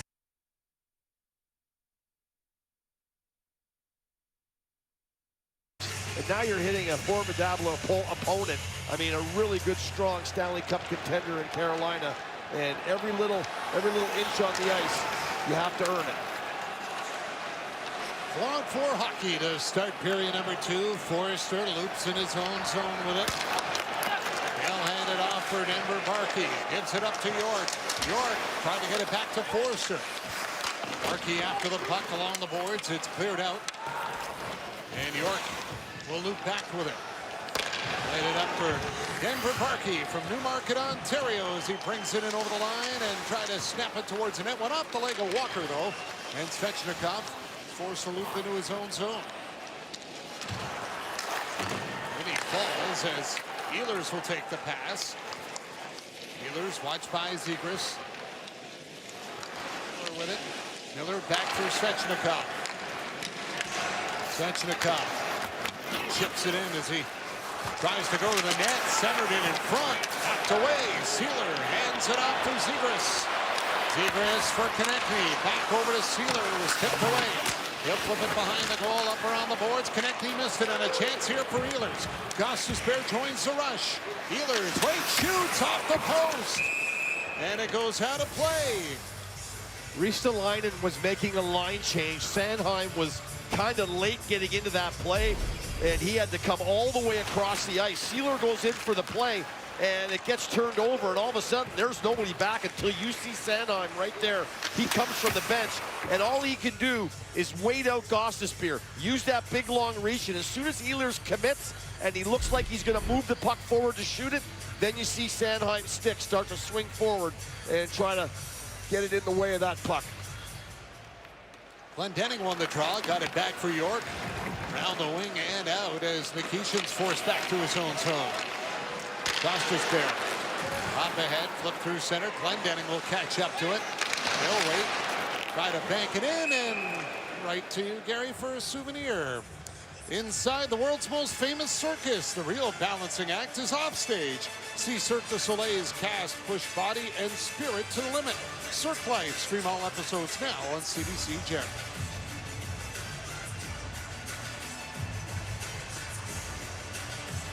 Vilifying this line, you have to do it. It has to be neutralized in this game, and I know they're going to get chances. They're just playing on top of their game. All three of those guys have been productive in the playoffs. But for Philadelphia, really important to try to neutralize them. And they're going to get chances, but try not to let them take over the game. Drysdale out of the box, so now we're back at 5-a-side. Bedard will play it back to the net. York pokes it up the boards. Drysdale will get it out. Bump tried to settle down the bouncing puck, but Blake is there, and now Slavin is on it. Flip to the Philly line, batted away by York. Martone nearly took off with that one. Now Blake will dump it in, and Hall can't get to it. Martone spinning around, and he'll put it off the stick of Stankoven. Out for Zegras. Penalty coming to Carolina. Zegras for Martone. Bedard to the bench. Extra attacker out. Here's Martone. Hands it off. Gets it back. Takes the shot. Rebound. Zegras scores!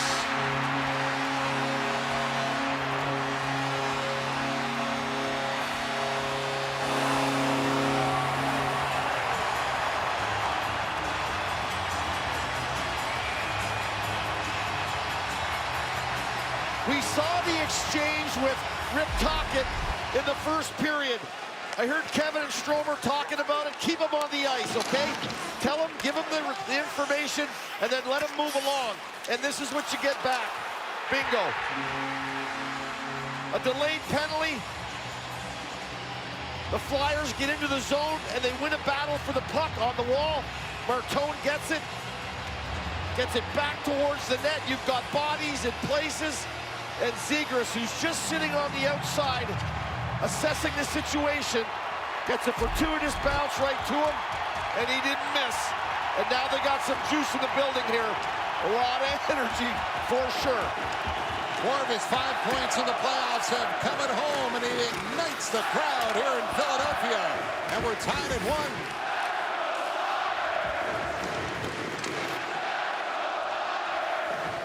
London will work it in. Miller's there. Hands it out for Ehlers. Out to center, and Walker will dump it back in. Stahl goes after it. Stahl pressured by Drysdale. Drysdale trying to get to it. Stahl was right on him. Flyers clear it out. Half away. Will backhand it in.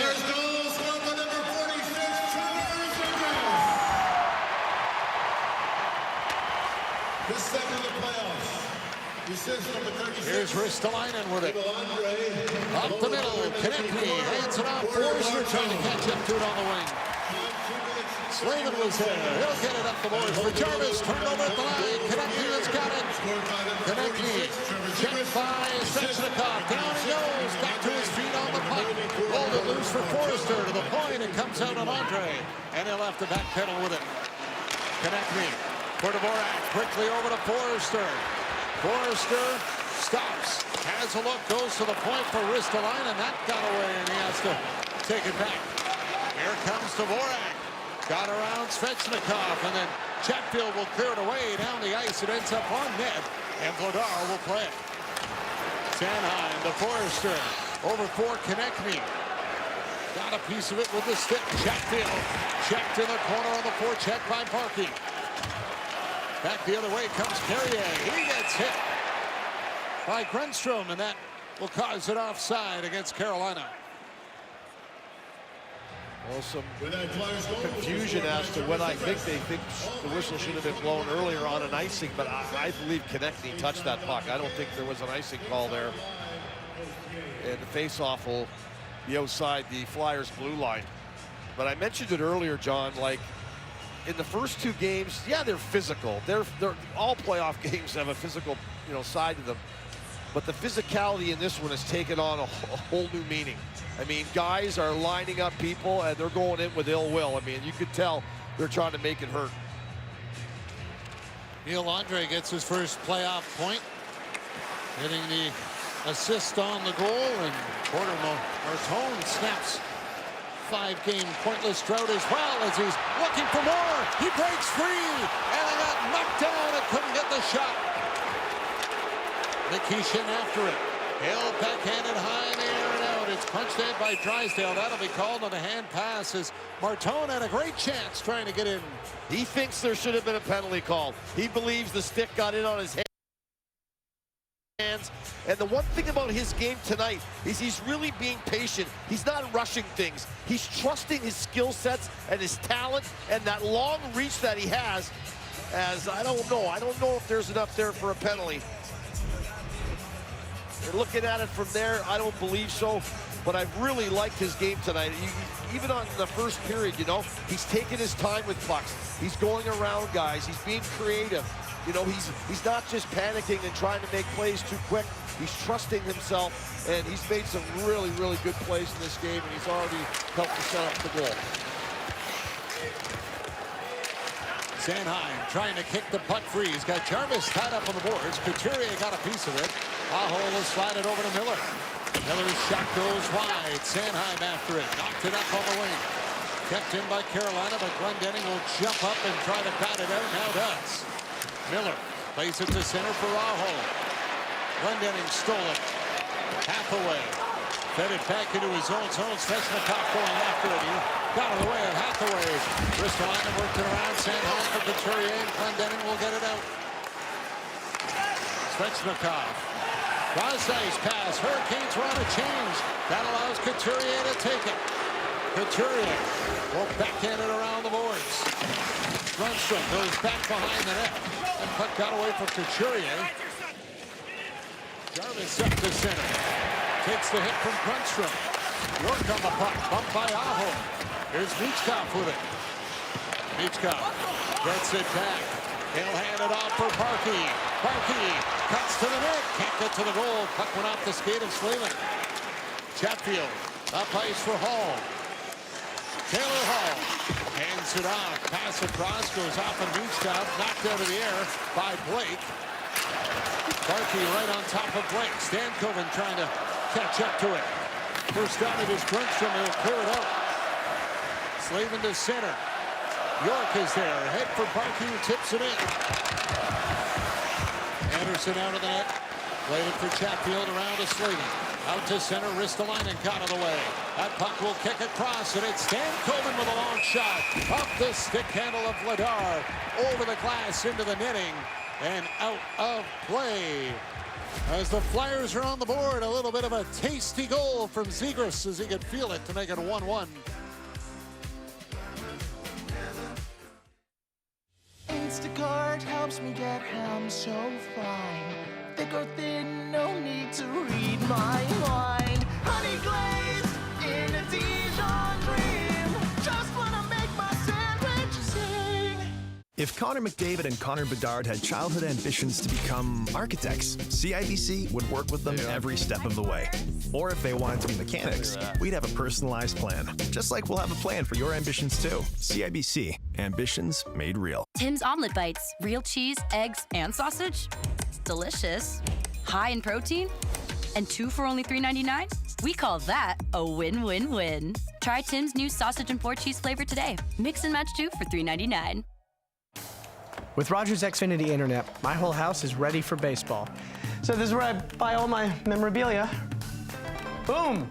Just got Clement's childhood glove. Mom. She's really come through for me. And this is where I stream everything. Sweet setup. It's all for you guys. Michael, what is this? Oh, yeah. That's where I keep my modem. Get Major League Internet with Rogers Xfinity. Yeah, Wi-Fi is just pouring out of that thing. The Ford, it's a event? Ah, the Ford, it's a big deal event. Right now, lease this F-150 for $237 bi-weekly. That's like $119 a week.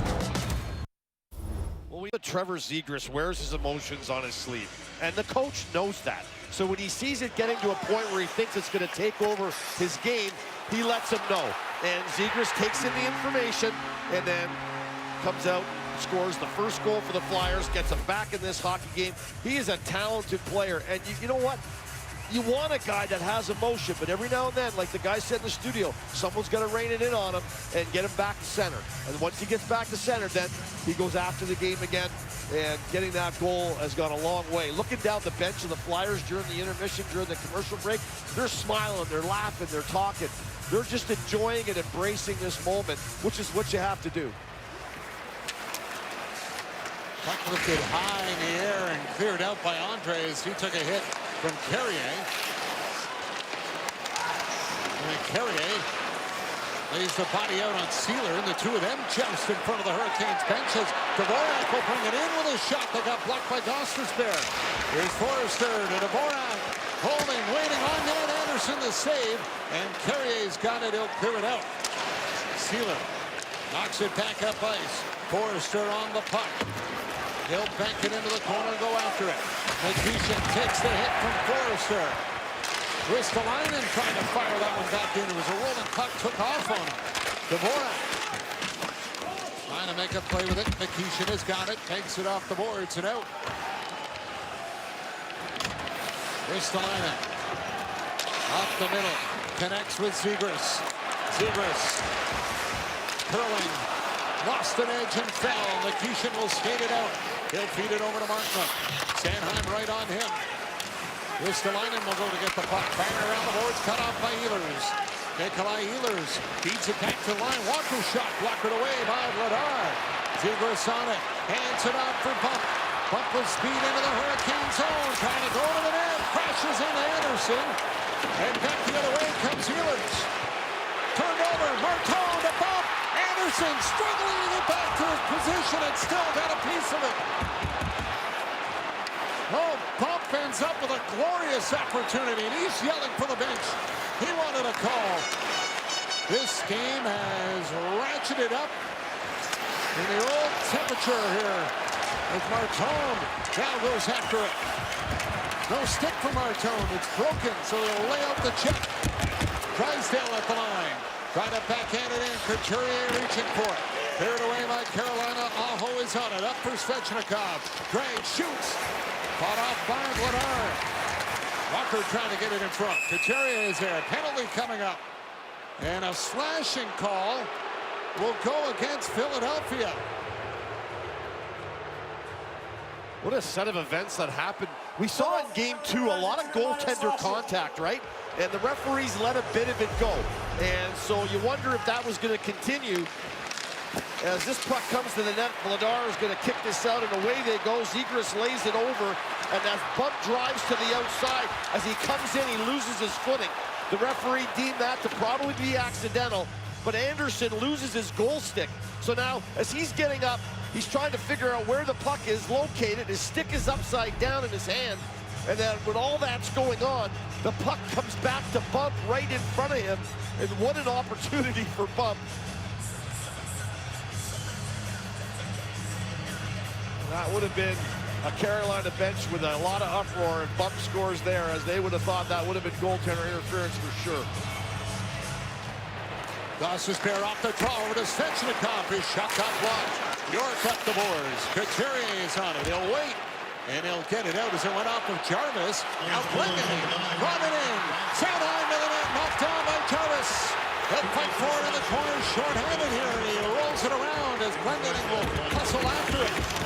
Glendening got to it first. Stahl had to come over. Sanheim will take the puck.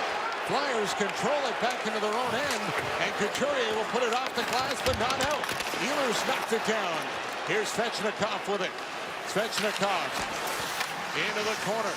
A hold back for Svechnikov to the point. Gostisbehere gave it back. Svechnikov to the line and out. Carolina's got to reset. Ehlers pressured by Couturier. Svechnikov back for Gostisbehere. Gostisbehere dropped it back for Ehlers. Here comes Nikolai Ehlers. Left it at the point for Gostisbehere. Took the hit from Sanheim. Hurricanes trying to set things up. Aho up for Gostisbehere. Over to Ehlers. Ehlers waiting. Shoots. Blocked in front. Bouncing puck. Svechnikov poked it to the goal. Ehlers on it in the corner to the point for Gostisbehere. He'll walk to the middle. Hands it up. Ehlers got it across. Aho holds on. He'll go high to Gostisbehere. Lost a handle on it. It'll come to center. Ehlers for Stamkos. An offside called against the Hurricanes. I think that's the frustrating thing for Rod Brind'Amour when he watches his power play operate. The Svechnikov pass to Gostisbehere earlier on in the power play. It doesn't connect. The pass is not a very good pass. And then Gostisbehere just stick handles it outside the blue line. These are frustrating things when you're trying to get your power play going, because you know if it gets going, it's going to really help you win some hockey games. It just doesn't look sharp. Couturier will take the draw here. No, he won't. He'll get thrown out against Stankoven. Glendening in to take it. Flyers won over 60% of the faceoffs tonight. Couturier trying to fight for it. Blake has got it. Blake centered in front. Oh, with a chance. Stopped by Vladar. Puck cleared around the glass by Ristolainen and down the ice. Keandre Miller winds it up out of his own zone. Plays it up to Hall. Hall down the wing. Takes the hit from Ristolainen. Zegras on the puck. Back for Ristolainen. Out of the box is Drysdale. Bump will hustle after it on the far side as it's forced back in the net by the Hurricanes. Hall goes after it. He'll poke it into the corner. Blake trying to get it. Stankoven for Blake. He'll lose it in his feet. Ristolainen up the wing. Hall trying to hold it in with Drysdale there. Zegras will get it out. Oh, and Bump takes a big hit from Walker. Zegras goes after Walker and has a few words. And Walker says, where's the call? They gave me the slash. What a solid hit from Walker. It reminded me a lot of the Nikishin hit. The Clement hit was a lot more vicious, but same kind of place. Stole to the net. Poked away by Vladar. Martinook got it in the corner. Back to the point for Chatfield. Down low is Emil Andre. Tries to work it free in the corner. He'll get it to the point and out. Grundstrom trying to knock it away from Chatfield. It's fired back in, and Andre is on it. Emil Andre turned it over to Svechnikov. Svechnikov looks to center. That got blocked. Sanheim is on it. He'll get it out, and here comes Konechny through center. Konechny into the corner. Parkey goes after it. Tries to jump around Slavin. Konechny wanted to get a piece of it, but it comes free for Aho. Oh. Brings it in. Oh, and a hit by Grundstrom on Svechnikov. Thrown to the net by Jarvis. Tip. Vladar will dive out of the crease. He'll jump on it to get the whistle and hold on. All kinds of action here in Philadelphia. Taylor Hall with a great scoring chance. Vladar the save, and then some big hits as well. Life is filled with rewarding stages. Now, your banking is too. The CIBC Smart Account. Get up to $850. Getting the McDonald's you love for just $5 plus tax every day? That's not just value. That's McValue. Get $5 McValue meals every day. With Rogers Xfinity Internet, my whole house is ready for baseball. So this is where I buy all my memorabilia. Boom! Just got Clement's childhood glove. Mom. She's really come through for me. And this is where I stream everything. Sweet setup. It's all for you guys. Michael, what is this? Oh, yeah. That's where I keep my modem.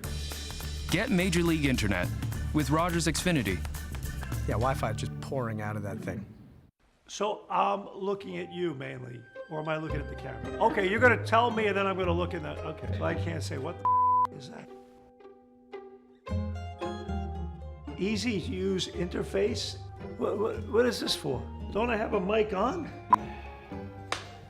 Rentals.ca, your place for apartments, houses, tree houses, you name it, they got it. You know, the script's not great.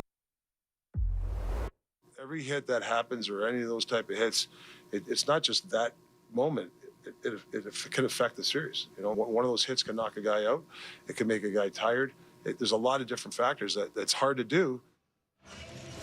It's pretty clear that's the strategy for both teams. Hit everything that moves. It may not pay dividends in the exact moment, but every hit adds up. We're already well over 40 hits in this game, guys. Yeah, absolutely. And the Hurricanes have talked about how they kind of learned that from the Florida Panthers, and the Flyers, who are now deep into the second round, they know that they had to get physical against the Carolina Hurricanes, and they have. This game 3, I think, is significantly different as far as the hits and how they're laying them in there. They've had some meanness to them. That was a real solid hit on Buck. The Flyers had 43 hits, and Game 2. They've recorded 40 or more in 7 of the 8 playoff games. Here's Jankowski trying to get it to net. Goes wide, but as you said, the ones in this game seem to have a little more edge to them. Robinson. Checked by Sealer as Andre will get it off the glass around the boards. Sparky quickly moves it over to Sealer. Up for Michkov. Michkov in over the line. Shot it on net. Blocked it away by Anderson. Runs from after the corner. He'll wrestle his man down, and Zegras jumps on the puck into the slot. Can't get a shot. His stick comes up and hits Miller in the face. And a penalty coming up here to the Flyers as Zegras will get called for high sticking. Well, they're having a look at Miller now. I mean, Zegras comes off the bench. He's ripping into the traffic, and the puck comes to him. So as he's trying to handle the puck, it ends up at his feet, and as he's trying to locate it, he's going to lose control of his stick. And as a player, sometimes you don't always know when you hit somebody with your stick. You just don't know. You're flailing through traffic, and right here it gets into his feet. He tries to grab it. As he tries to grab it, he face rakes Miller with the front end of his stick, and it's the right call. I mean, it is, and unfortunately, it comes at a bad time, and you're going in on an offensive scoring chance, and you end up taking a penalty in the offensive zone. Dan Coleman on the puck. He'll hand it off for play. Down into the corner for Hall. Checked. Back to the net by Drysdale, and Sanheim will rattle it around the glass and get it down the ice.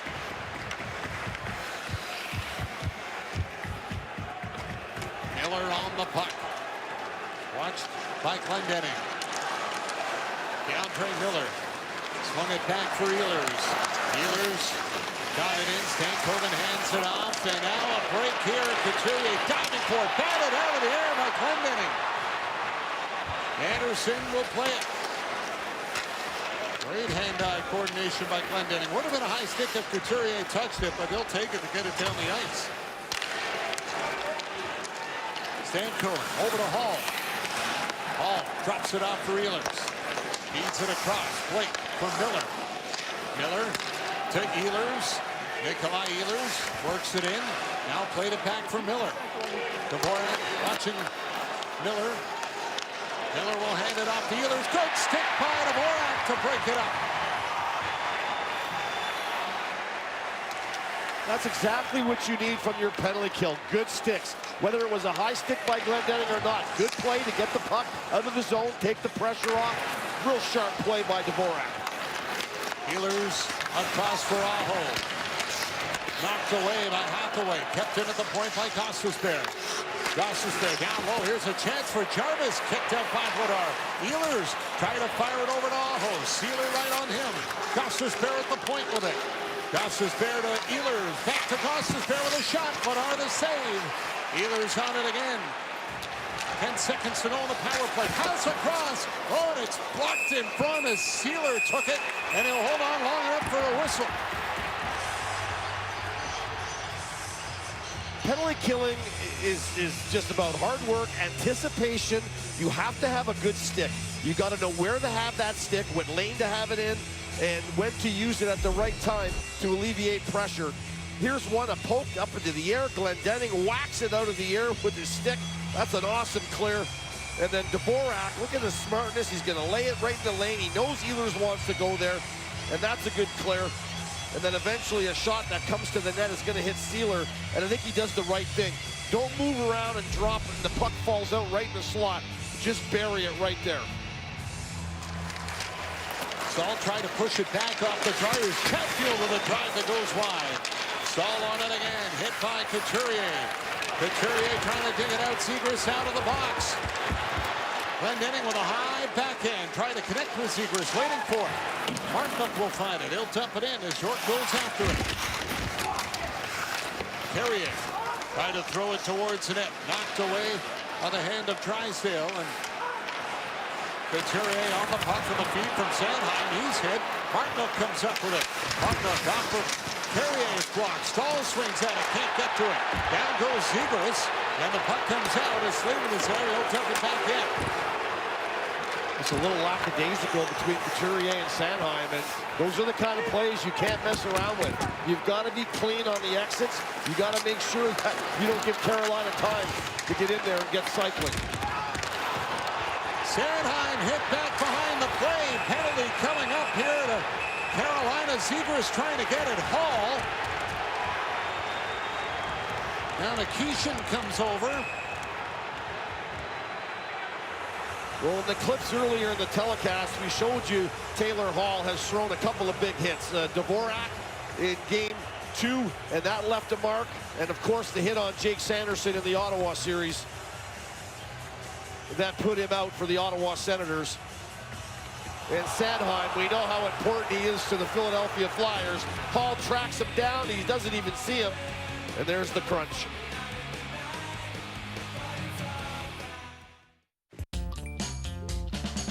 Life is filled with rewarding stages. Now, your banking is too. The CIBC Smart Account. Get up to $850. I got dreams in my head and they won't go. Spirits in my head and they won't go. I got dreams in my head and they won't go. Spirits in my head and they won't go. Hudson fire, scores!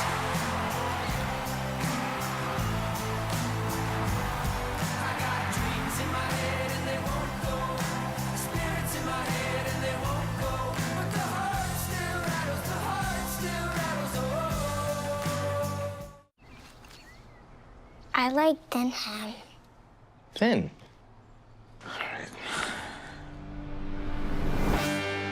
Big sliced, honey sweet.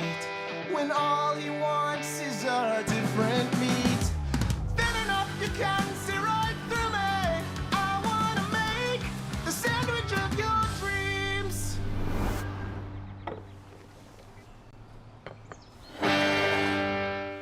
The Ford, it's a event? The Ford, it's a big deal event. Right now, lease this Explorer for $258 bi-weekly. That's like $129 a week. Well, I mentioned earlier that there was a questionable hit in the Ottawa series, and there it was on Sanderson. And a lot of people felt like that was not a good hit. And this one here, Sanheim does really not see him coming, and he is kind of falling, but Hall does not let up, and he rams him in. And, of course, his head becomes the thing that makes the main contact with the boards. And now the decision will have to be made with the referees looking at this. Do they believe there was enough intent to call a major here? And everyone, I think, and I've listened to everyone talk about Taylor Hall in these playoffs, and I'm thoroughly excited and happy to see how well he's playing. He is bought in all the way. Whatever role he has, he's taken. He's playing awesome. And right there, his feet come off the ice as he's going in to lay the hit, and the helmet comes flying off. The optics of it looks really bad, but he is falling as Hall is coming in. It's not like, you know, he was standing up and he drove him head first in. He's lost his balance. He is coming over.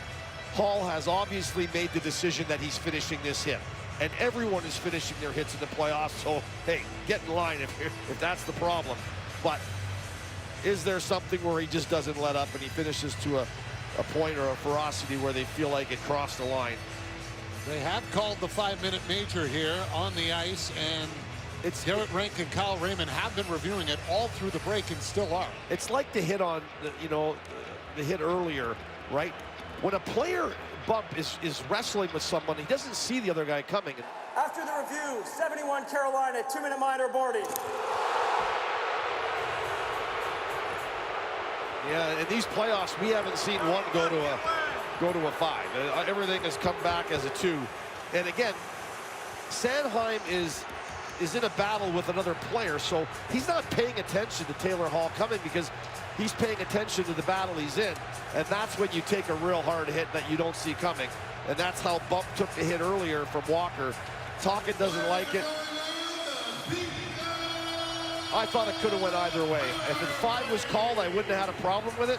And it's not called, and I could see why they didn't with the position. Sanheim was falling, and Hall was going in. They decide to call a charger. But if you're Philadelphia, make them pay for it. And a scramble off the draw. It'll come free. Drysdale tried to get to it, poked away. Stahl short-handed. Down the wing. Stahl center. Chatfield scores! Jalen Chatfield short-handed goal. And the Hurricanes take the 2-1 lead. And this is going to sting because not only are the Flyers and their fans upset that there wasn't a 5-minute major, you get on the power play and 10 seconds into it, you give up a shorthanded goal. And it's really simple. You're coming down here, you have no support.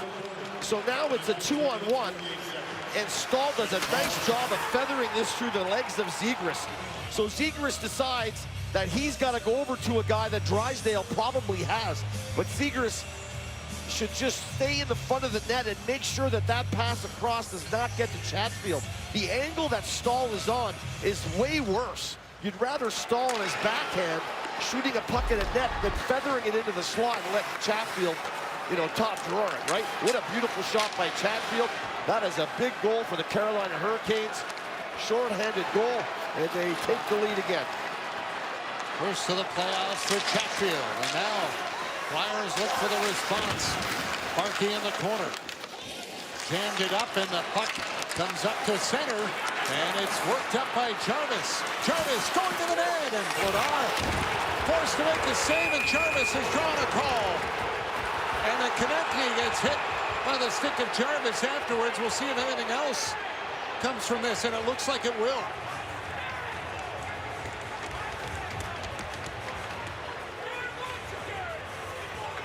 Watch up to 4 games at once, only with Multiview. Rogers Xfinity. We got you.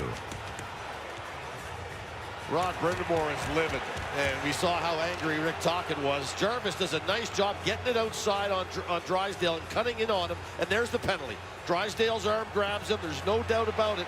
And then watch the Drysdale goes over to argue the call. It's a holding call, but after that, does Jarvis's stick come up and clip Konechny? And that's what everyone is talking about. Konechny definitely there, gets a stick in the face. And it looks like Jarvis might be going as well. So many things happening at once, right? Philadelphia number 9 is a 2-minute minor for holding. Carolina number 24, 2-minute minor, high sticking. Yeah, they're going to give him the high stick. 5-on-4. 2-minute power play remains for Philadelphia. So here comes Jarvis driving in. There's the hold. Absolutely. Now watch the ending of this.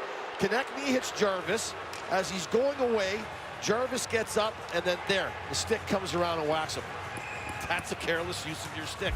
He was literally swinging it towards him. Now, is he trying to hit him in the face? Probably not, but it gets away on him, and that evens up the call. But that was potential, like Jarvis scoring there, shorthanded again, or drawing a penalty and then eventually getting a power play. Like, things are going to start to unravel on the Flyers, right? I mean, now they're down 2-1. You know how hard it is to score on Freddie Anderson. You know, he's not given up much at all in these playoffs. It's almost like you just can't afford another goal against at this point. So the face-off will be in the Flyers. Oh, we got Brindamore now. He's getting the 2. He was going and going and going, and eventually they had enough.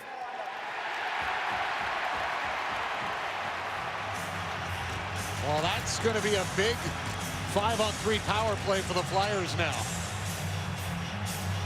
Emotions are running high. This is by far in this series the most emotional I've seen. Both benches, the play on the ice, everything, right? It's a critical point.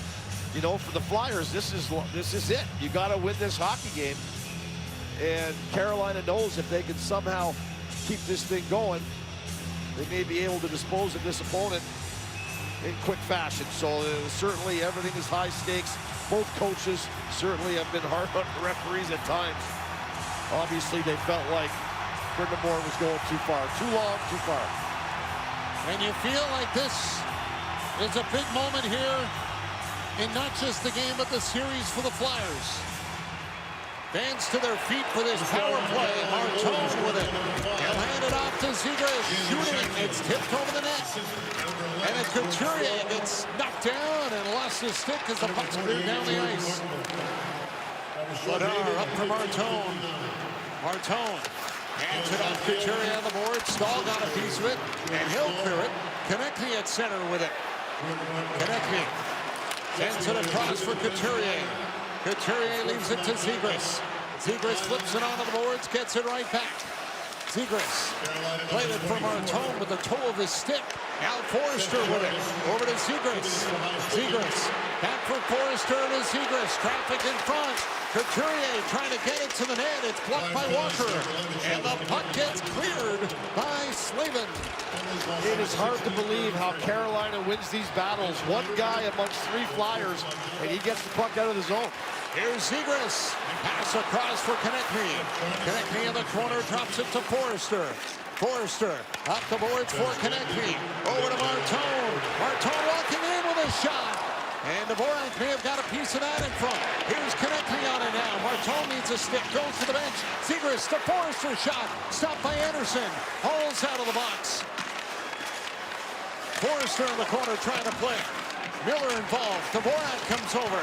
It's batted in the air, kept in by Konechny. To the net. Tipped on goal by Michkov. And Anderson is there to make the save. Well, a great opportunity for the Flyers here. The two-man advantage, and the Carolina Hurricanes just continue to do such a wonderful job penalty killing. How about the muscle stall on Couturier? Just blows him off the ice and then gets rid of the puck. There's another steal. This is like two-man advantage, and you're not winning these battles.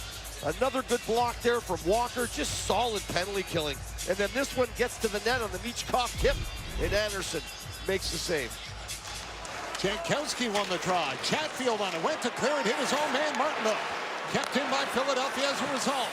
Ristolainen onto the boards. Michkov to the point. Dvorak trying to get a shot. Rolled off his stick on the setup for Martone. Now Jankowski without his stick. Swats it down behind the net. Dvorak on it to Michkov. Pass across from Martone, tipped away. York will fire it around. Michkov picks it up. Played for Ristolainen. Ristolainen back over to York. Shot towards the net. Anderson the save. We're back at 5 aside. As Jankowski got it out to Blake. 2-on-1 Carolina. Blake with Martinook. Blake holds. Pass for Martinook. Can't get a stick on it. Back up ice comes Michkov. He'll enter the zone and stop with it. Michkov knocked down by Miller. And Blake will hand it off to Hall. Hall back the other way. Hall trying to get it to net. Michkov and Miller were in a stick battle back behind the play. Hall over to Miller. DeAndre Miller drops it. Hall with a shot that's off the arm of Ladar and out of play. Well, really a missed opportunity for the Flyers to get back in this hockey game. And at the end of it all, as we got action here going at center ice, a missed opportunity for Martinook. A wide open net. Blake's going to throw this through. How does he not get this into the net? A whiff on a wide open net as we have Sanheim at center ice and with Miller. You'll remember he's got to be still stinging and reeling from that hit from Hall, as there's a lot of talk going on down here now. And cooler heads have to prevail. I mean, if you're the Flyers, you've got to just really focus in on getting back to just playing this game. You cannot afford to be taking penalties in a game of this magnitude. As you see Sanheim and Hall, and Sanheim wanting to probably go at it with Hall. He's saying, come on, let's go. After that, now I'm looking at you. You can see me now. Dvorak gets the roughing for that takedown of Hall. Yes. Yeah. So power play for Carolina here in the final minute of the second. Sanheim back in the net. Sealer off the boards and out. Gostisbehere backpedals in his own end. Aho hands it off for Gostisbehere. Aho on the puck. He'll feed it onto the wing for Jarvis. Seth Jarvis dropped it back for Gostisbehere. Down into the corner. Jarvis for Aho. Pressured by Sealer. Sealer trying to poke the puck free. Jarvis comes up with it. Pass in front is blocked. Aho got it back to Jarvis. Over to Gostisbehere. Back to Jarvis again. Tried the backdoor pass, but that was tipped away with Wheeler sneaking in, and Couturier will clear it down the ice. And that'll do it to run out period number 2.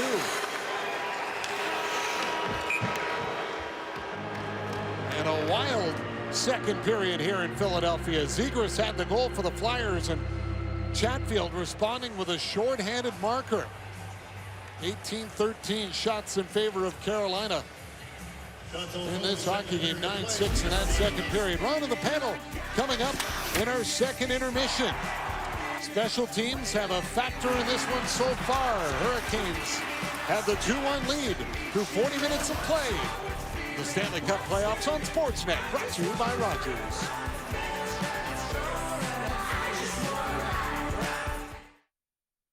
Looks like they brought a couple ringers. Nice stick. Is that antique? I'll take that. Come on, Dougie, you got a back check. Garbage day. Now you can finally drink out of a cup. This is where the game hits the ice. Welcome to Bet River Sportsbook. Tap into Prop Central, player props, more ways to build your edge.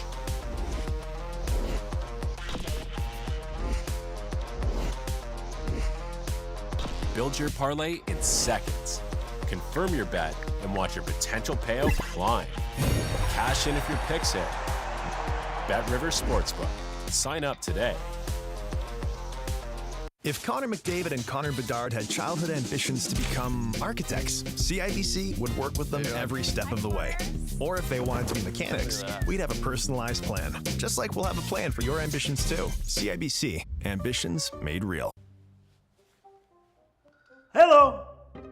No, I can't talk right now. I'm doing this commercial for this big-time company, Reynolds.ca. I'll call you back. See ya. What was that, Reynolds.ca? Is that okay? They can edit that out, right? Expect more with Clutch Cars. Hey, Jim, you've got the wrong car. This one failed inspection. Oh, what now? Why don't you explain why we're not selling this one while our mechanics bring one in that's certified? Right, okay. Well, every car must pass Clutch's full 210-point inspection, or they won't sell it. Only Clutch demands higher quality standards, more mechanics on every car, and you've got 10 days to love it or return it. That's Clutch certified. So how's that?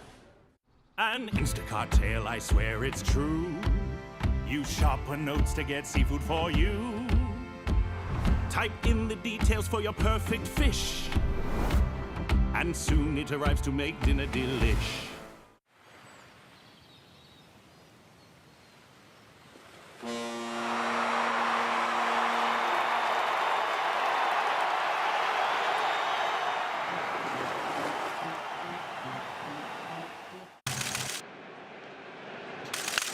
In the air, right center. It's hanging up, and it is caught by Miles Straw.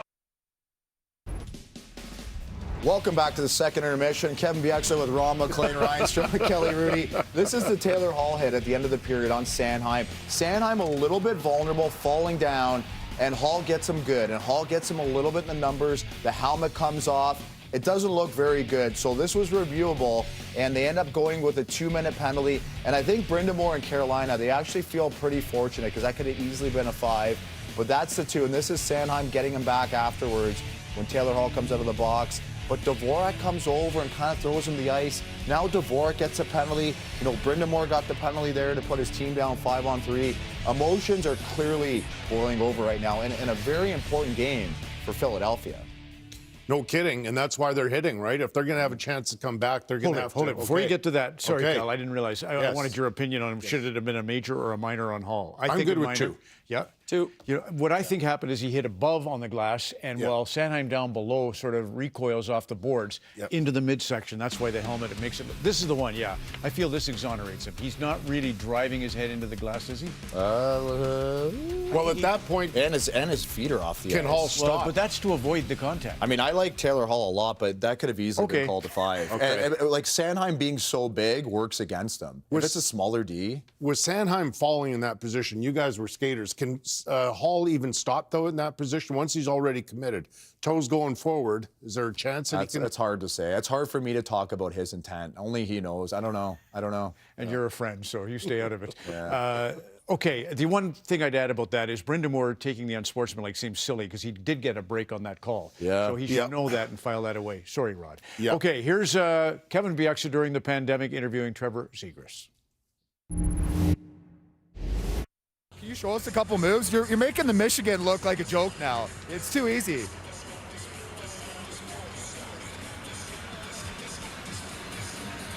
How long did it take you to learn that one? Long time. So Trevor Zegras obviously loves this stuff. He always is staying on late after practice. He loves working on his game. He's like a little kid on the ice always. The last guy on the ice, shooting pucks, doing fun stuff like this. And, you know, I got to say, he's taken this out of his repertoire. I think Adam Oates has influenced him a little bit to take that out of his game. And you see his ability, though, to elevate and get to the top of the net. And in overtime last night, we kind of noticed it in the back. And I think he was looking here. I think he saw some net. Gossphere kind of got a stick in there, so he couldn't scoop it. But he's always looking at the top of the net. That's just the type of player he is. He sees that creativity and his ability to elevate the puck, and he does it in a different way here, but look at that. And he's always working on these things after practice. It's a good lesson to kids. All these little goofy shots, these goofy little plays, they all come to fruition. In a playoff game, he gets a big goal there. So good for him for, elevating the puck in a normal fashion, not doing the Michigan, but a nice little touch pass there with the back of the stick. So a really skilled player, and he works on his game all the time. Yeah.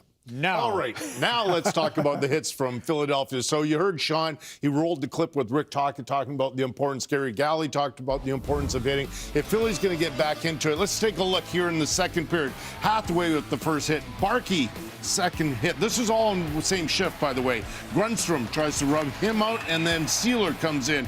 Sanheim later in the period. This is well after the shot. Takes him down hard. Ristolainen with two big hits. He's a big man. When he throws the weight around, that you're going to feel that. There's same shift by Ristolainen. And then lastly, Grundstrom on Svechnikov. Those hurt, and they pay a price. Halfway through this game, Cal, who skated the most miles on the ice? Chatfield. There you go. Jalen Chatfield. Not who we would expect. You'd think maybe Keandre Miller, maybe Sanheim, maybe Aho, but it was Chatfield, and it just shows you that his game is versatile.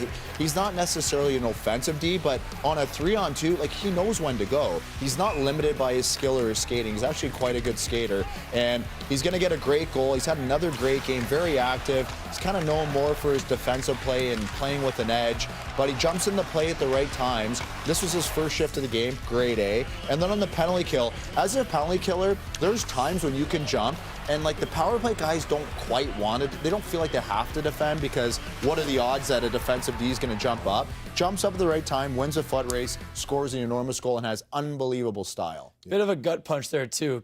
Philly finally started to get the power plays. He give up a shorty. That's a bit of a killer at home ice.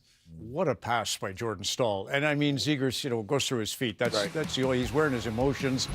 He's giving us these unbelievable, there he is, giving us these examples of skill. I mean, if you love skill, Zegras is Xmas. And I would sing Deck the Halls, but that intermission was all about Hall the Deck.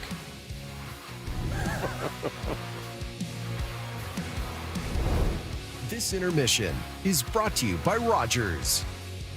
Dream goes on. This is our game.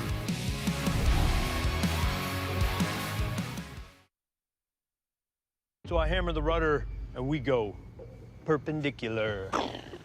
Mark that a win. That's nothing.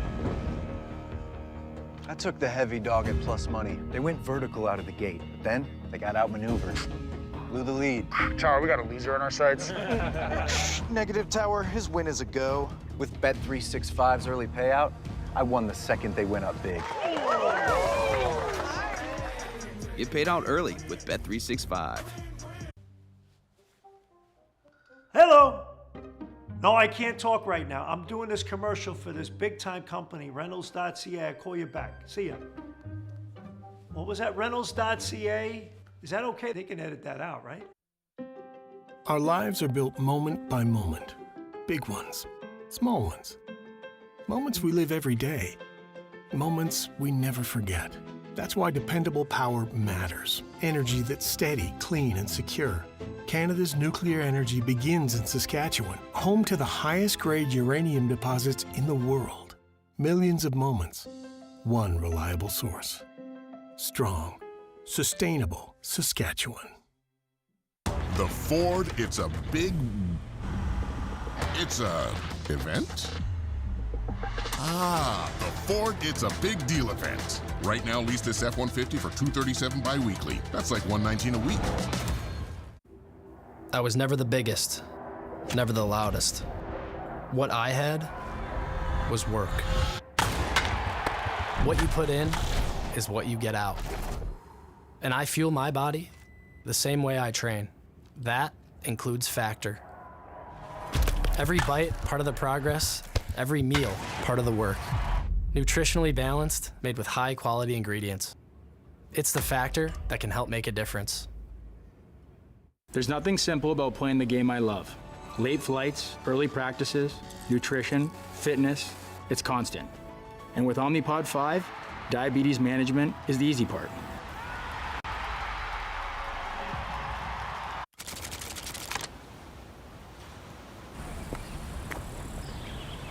Find your happy place in the Mediterranean. Nice travels. Heavens alive! You look really terrible, Big Devil. Ugh, tell me about it, little devil. It's hotter than heck down here, and I'm burnt out. Here, try a Red Bull. It's devilishly good. Red Bull, eh? Oh, that tastes heavenly. But, what's this? Oh dear, I forgot about that. Wings? Wings? I can't have wings. Not in my position. Red Bull gives you wings.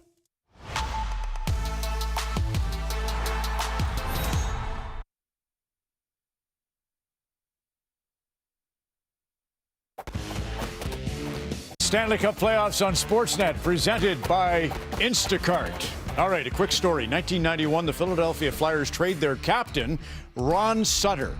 They trade him to the St. Louis Blues for, you guessed it, Rod Brind'Amour. And that means the new Flyer captain is Rick Tocchet. What you might not know is 23 years later, Ron Sutter's son, Riley, wins the Calder Cup, titled with the American Hockey League Hershey Bears, because his line mate scores the game-winning goal in overtime. Entering him in front, he couldn't find him. Strome's got it in front. He scores! He scores! That's Strome! That's Strome! The Bears have gone back-to-back. They are Calder champions! Oh, boy. Matthew Strome. What does that conjure? Wow. Unreal. Unreal. Big game player. I mean, they lost out tonight, so their season's done actually in Hershey tonight, but that was a great memory. And for me and Dill, we played in the NHL, so, for him to have that moment was great. And me and Dylan were in my basement watching the game that night, going absolutely bananas with a couple of buddies watching on TV. So we're really proud of him, and thanks for throwing that in there. I didn't know that was coming. That's awesome. Ronnie Sutter, we love too. I mean, both the twins, Richie and Ron, were incredible part of the six. Sure. But Riley being on that line with your brother, they were dynamite. So congratulations, I'd call him up to the NHL after that. Honestly. And there's 2-1, your score in an exciting game tonight in Philadelphia. We'll get back to John, Barry, and Sean after this.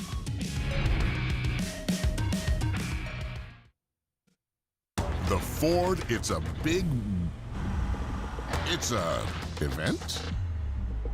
Ah, the Ford, it's a big deal event. Right now, lease this F-150 for $237 bi-weekly. That's like $119 a week. These days, it seems like you're always up against the clock. So count on Jiffy Lube for fast, dependable, warranty-approved service. Jiffy Lube, keeping you moving. Looks like they brought a couple ringers. Nice stick. Is that antique? I'll take that. Come on, Dougie, you got a back check. Garbage day. Now you can finally drink out of a cup. There's nothing simple about playing the game I love. Late flights, early practices, nutrition, fitness, it's constant. And with Omnipod 5, diabetes management is the easy part.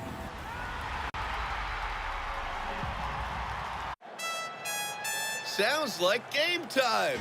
Feel the fun at Play Ojo Online Casino with all the latest slot games to get you ready for a summer of soccer with instant payouts and no minimum withdrawals. Game on! You don't just fuel your body, you fuel your drive. We're not here to preach hustle. we're here for the ones who show up. You know who you are. The moms who make mornings feel like magic.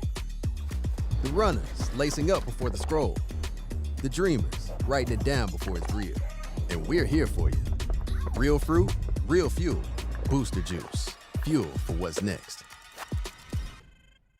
Everyone wants to be an astronaut, but who do astronauts want to be? New Old Spice Cosmic Quest 24/7 freshness makes me want to be Mario. He's a plumber, knows a princess, and he has the confidence to fly through the galaxy wearing nothing but dust. Thanks, Old Spice. Now I smell the Super Mario Galaxy movie. With Amex Platinum, meeting up for a run takes on a whole new meaning. With access to an annual travel credit and perks like late checkout at fine hotels and resorts, so you can celebrate the big race in the ways you want to. That's the powerful backing of Amex. So I'm looking at you mainly, or am I looking at the camera? Okay, you're gonna tell me and then I'm gonna look in the, okay. So I can't say, what the is that? Easy to use interface? What is this for? Don't I have a mic on? Rentals.ca, your place for apartments, houses, tree houses, you name it, they got it. You know, the script's not cool. Frustrated at ProLine's lack of sports depth? Well, this ain't the old ProLine. The new app is here. Now with more sports, more leagues, and more matchups. Download the new app today. Let the locals do the talking.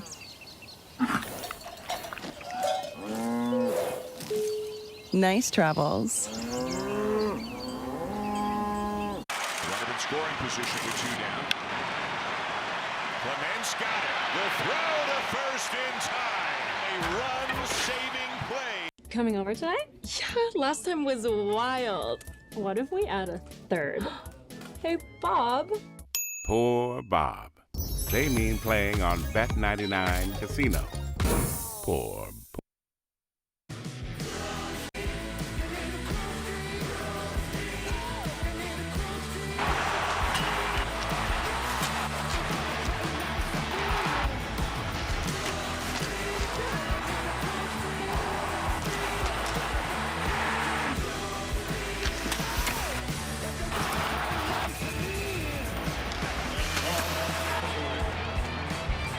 When CFL running back Brady Olivier and Alex Blumberg aren't busy with their lives, they're out rescuing dogs in danger. Don't miss the new series, Must Love Dogs, a show full of puppy love and a love for puppies, Mondays on CBC Gem.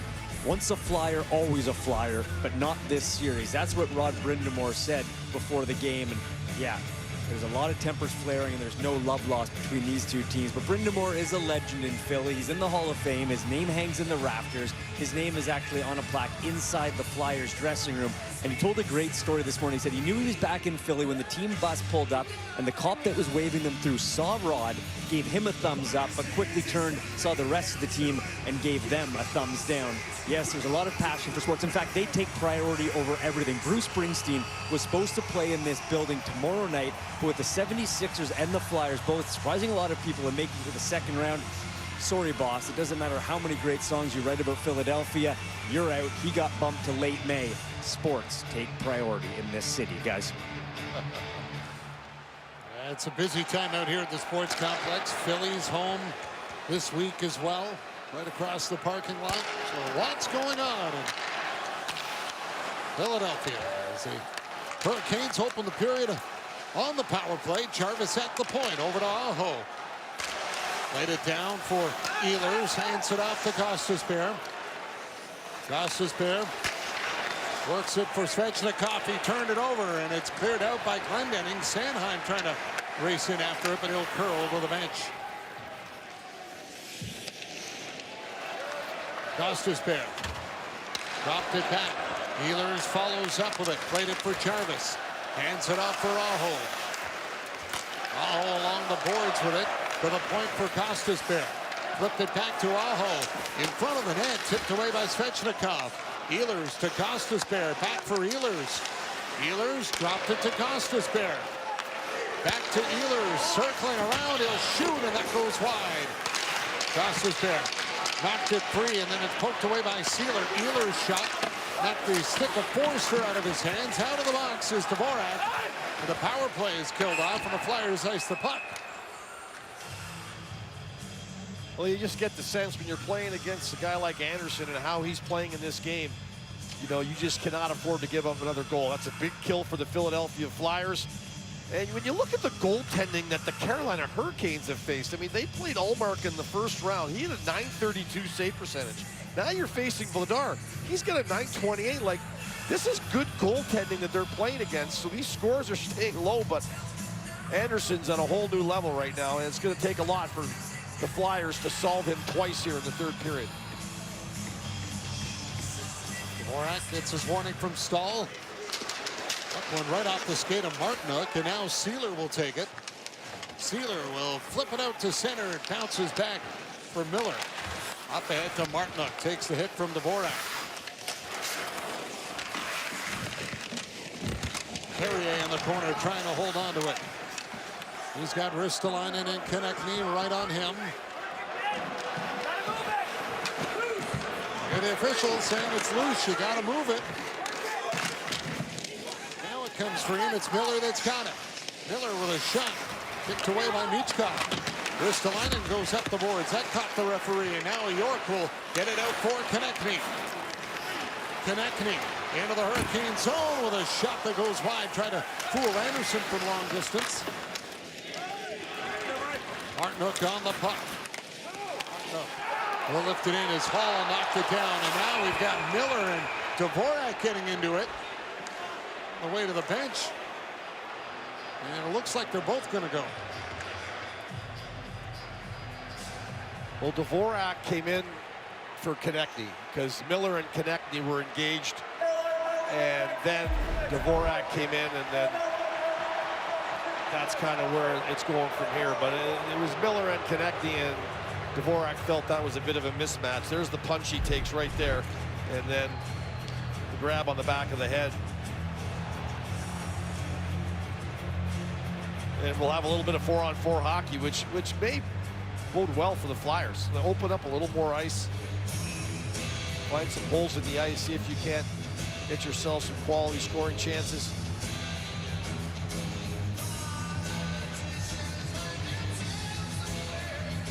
As the coaches continue to be frustrated, Talking not happy with it. And good coaches haven't been happy with much here tonight, that's for sure. But if you're Carolina, I mean, you were in control of this game.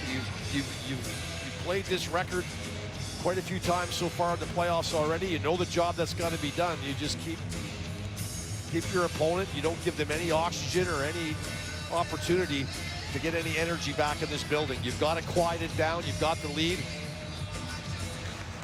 Nikishin on the puck. Nikishin tries to get around Couturier. Couturier took it away. Couturier bounce pass ahead for Forster. Stays on side. Snapped it on net. And Anderson will make the save and squeeze it.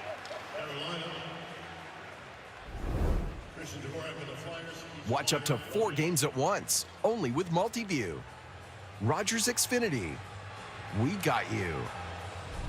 Well, the third period's been a good one for the Canes as well. A +4 goal differential, and this guy here has allowed only 1 goal on 52 shots in the third periods in the playoffs thus far. He has been rock solid.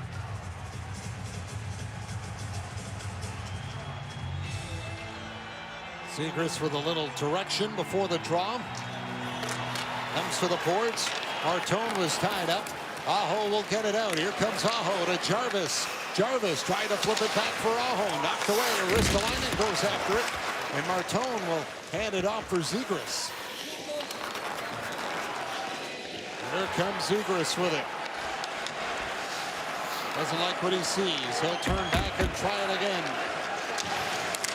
Zegras got by Blake. Ehlers will take the puck.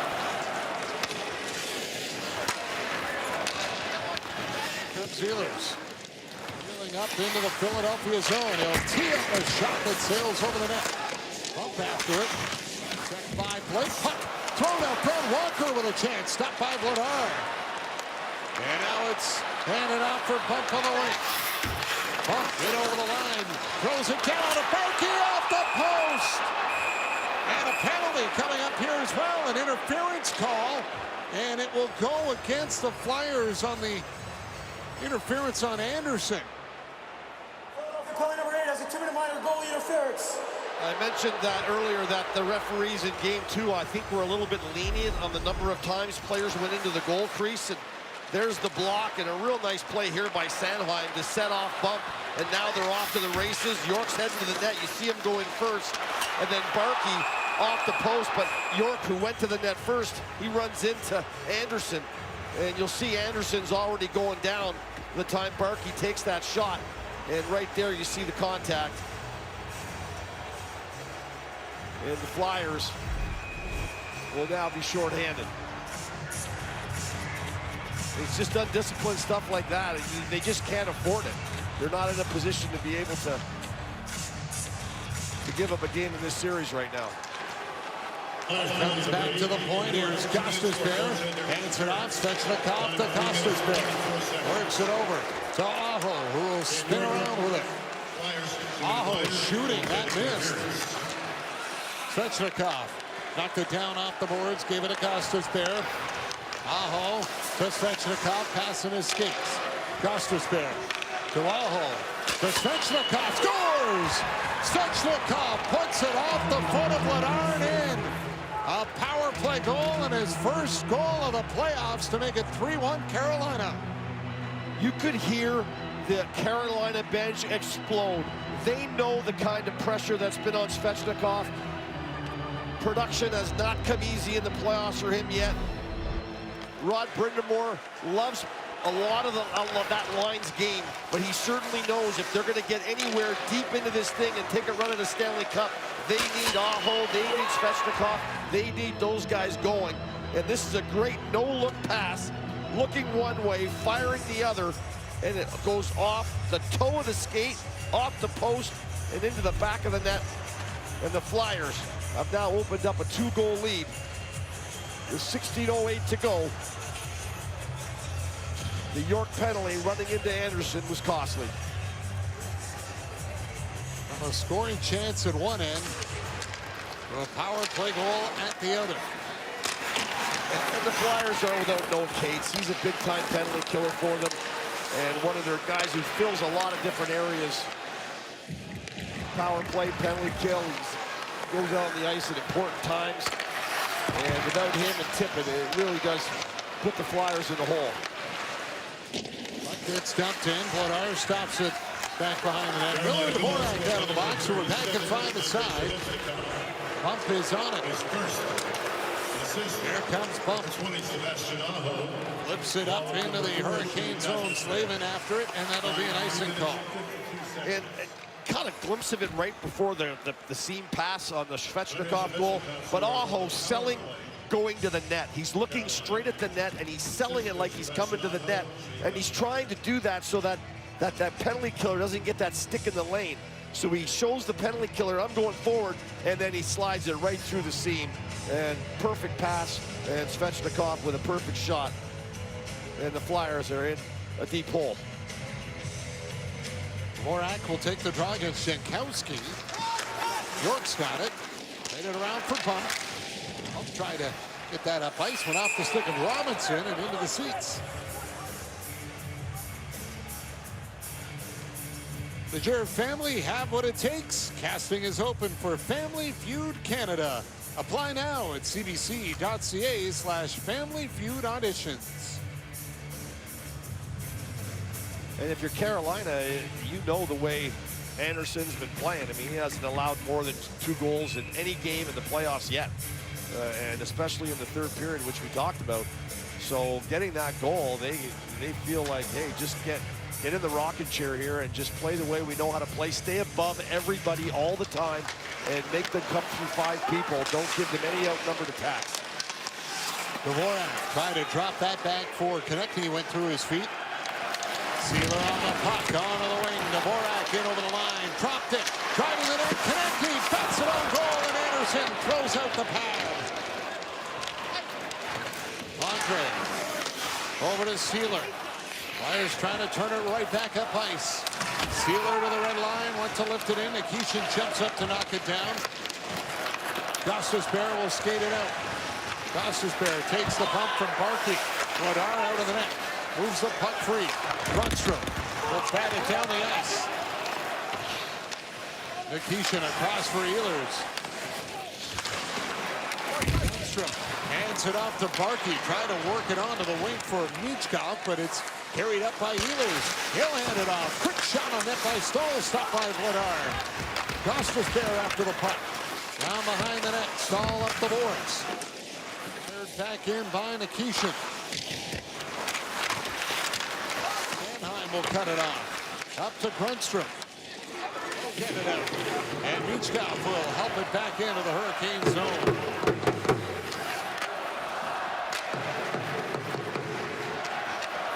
Nikishin to Chatfield. Dumps it in. Vladar has a look. Now we'll flip it onto the wing for Martone. Chatfield at the point, trying to push it to the net. Worked out by Drysdale. An errant pass through center is caught by Svechnikov, who dumps it back in. Aho after it on the forecheck. Drysdale trying to get to it. Aho comes up with a puck. Sebastian Aho to Chatfield. Thrown towards the net. Glove by Vladar. He'll cover it up and hold on.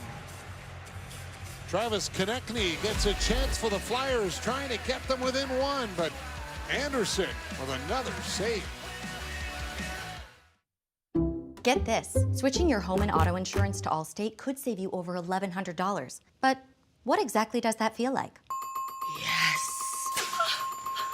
Combine your home and auto insurance and you could save more than $1,100. Introducing Subway's Wannabe Spicy Menu. From mild piri-piri ranch chicken to wild hot honey chicken to wicked Nashville-style deli. All on new ghost pepper bread with fiery flavors like new hot honey sauce. How spicy do you want to be? Dr. Squatch Natural Spray. Prepare for a wild new ride because Dr. Squatch just released their first ever natural spray deodorant for men. Dr. Squatch deodorant. Let your spray do the talking. The Chevrolet Bolt is back with faster DC charging and huge tech upgrades and range to keep you going. Oh yeah, the Bolt is so back. On select Bolt models, eligible customers can get up to $9,000 cash purchase credit. Visit your nearest Chevrolet dealership before this offer ends. Only few play hockey the hard way, the selfless way, the Canadian way. They are the real ones, and they drink a real good beer. Real ones know. Sleeman, proud partner of hockey. Well, the Flat off to a great start here in Game 3 at home ice. They've hit a couple goalposts in this game, but Carolina's taken over, and now you think that Philly's going to have to put on the big push here in the third. Yeah, I mean, they're obviously running out of time, and they're playing a team they know that is extremely hard to score goals on. They're playing a goaltender that they know is playing the best he's played maybe in his career, and it's going to be a tough mountain to climb. But this is a team that has never given up, and Rick Tocchet talks about it quite often. They're not going to go away. They're here, and they're going to keep coming after it. As long as there's time on the clock, they're going to keep pushing this thing. All you need is to get a bounce, get some energy in the building, and maybe that can lead to a couple of goals and get you to overtime. Couturier scrambles off the draw. Stankoven slides it back. Slavin will dump it in as Blake goes after it. Drysdale after him. Stankoven hands it off, and a shot by Hall is knocked away by Vladar. Here's Slavin. Sit in. Chatfield after it. Drysdale got a piece. York comes up with it. York will lift it in the air. Slavin knocked it down. Couturier finds it. Dropped it. Anderson the save. And he holds on as Hathaway goes into the crease, hoping to find a rebound, and he'll draw some attention here from the Hurricanes as everyone piles in. Yeah, and if you're getting pushed around, hey, why not fall on the goalie? he's a problem right now. And what a big save by Anderson. And Anderson knows where this game is at right now, and he does not want to give the Flyers any life whatsoever. This split pass comes across, Couturier jams the break on, and when he drops it, it's a clear shot through by Hathaway with Glendening going to the net. And Anderson doesn't just stop the puck, it rattles around his pads, but he's able to keep it contained as all the extracurricular activities start going on around him. And for Anderson, just better to get out of there. He's got such a calmness to him, you know. He's calm and collected, and you know, he never looks rattled.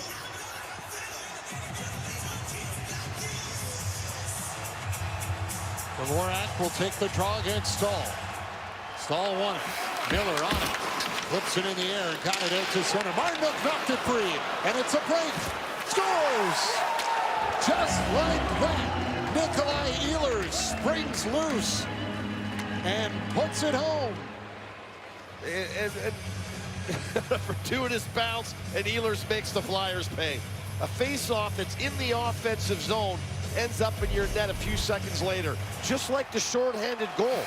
You're 200 feet from your net, and all of a sudden, you got a breakaway. And Ehlers does a nice job of waiting out Vladar, going high on the glove side.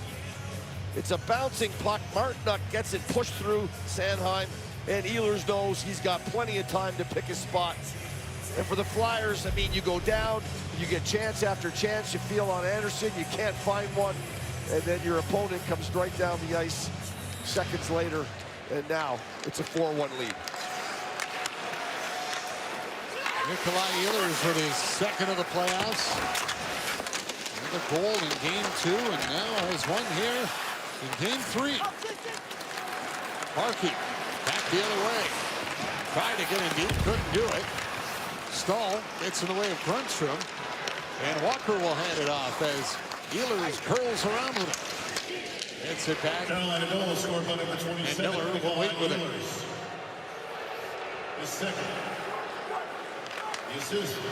Miller hands it off. Here's Jarvis trying to break out. Bump from center will block it and dump it right back in. Svechnikov off the boards. Walker was there though, and now Svechnikov will swing it over to Jarvis. Seth Jarvis hands it off. Svechnikov with a drive that goes wide. Aho throws it towards the net. That missed. York on the puck. He'll clear it out. This bear up ahead, and Seth Jarvis trying to find some room going to the net. Pushed aside by Drysdale. Jarvis all tangled up. Puck will come out of the puck, and he'll send it across up the middle for Martone. Dump it in and go for a change.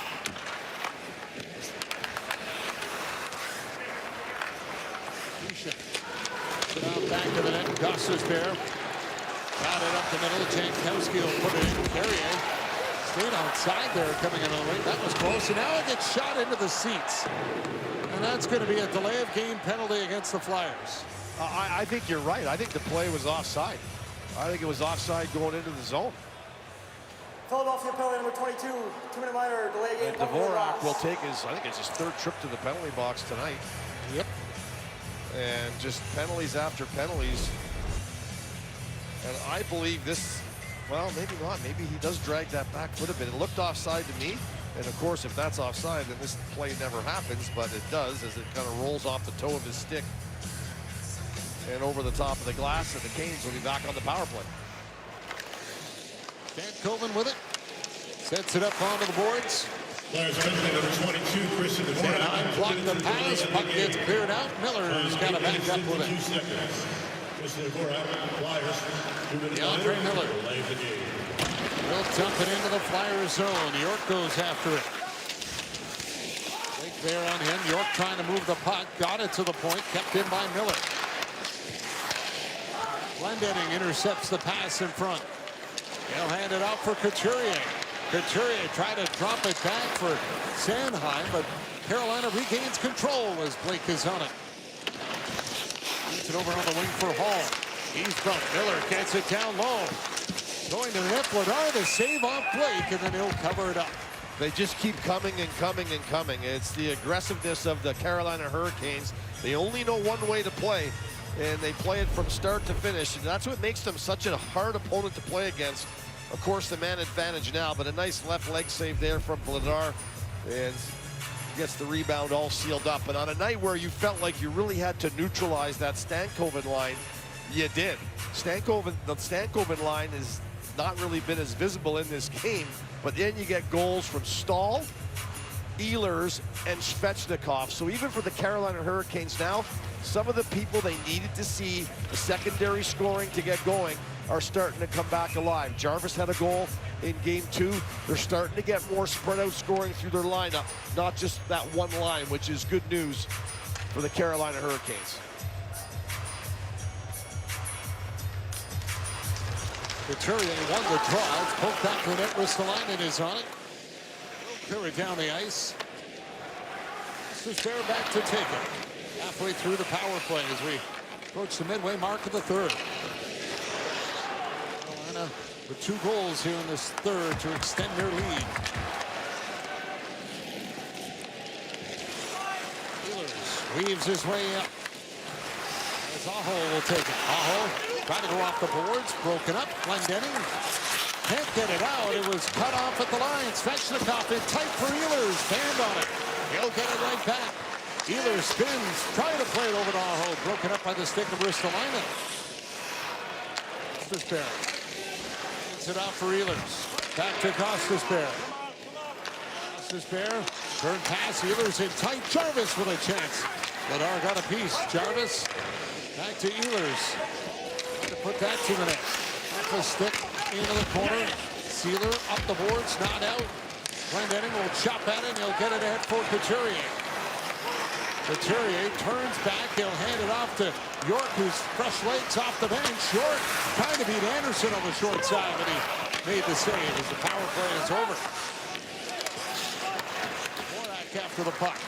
Settled down by Jarvis, and he'll backhand it in. It skips right on that, and that'll force Vladar to cover it up as Martinook gets into a little stick swinging there back behind the net with Sanheim.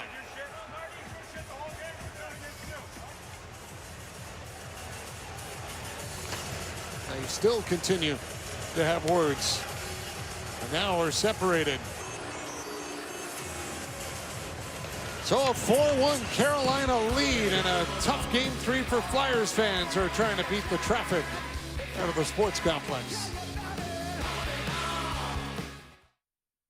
Smart devices against humanity. Freedom! Freedom! Freedom! Good thing we're with Bel Air Direct. So simple. With home claim forgiveness, your premium won't go up due to your first claim. Old Spice Super Hydration keeps me 24/7 moisturized and smells like a Fiji vacation. Who are you talking to? Oh, sorry, gotta go. It's your mom. She just wanted my advice. Why doesn't anyone ask me for skincare advice? Look, this is vitamin B3, skin conditioners. Old Spice has all that stuff. Ooh, can I try some? Oops, looks like we're out of Old Spice.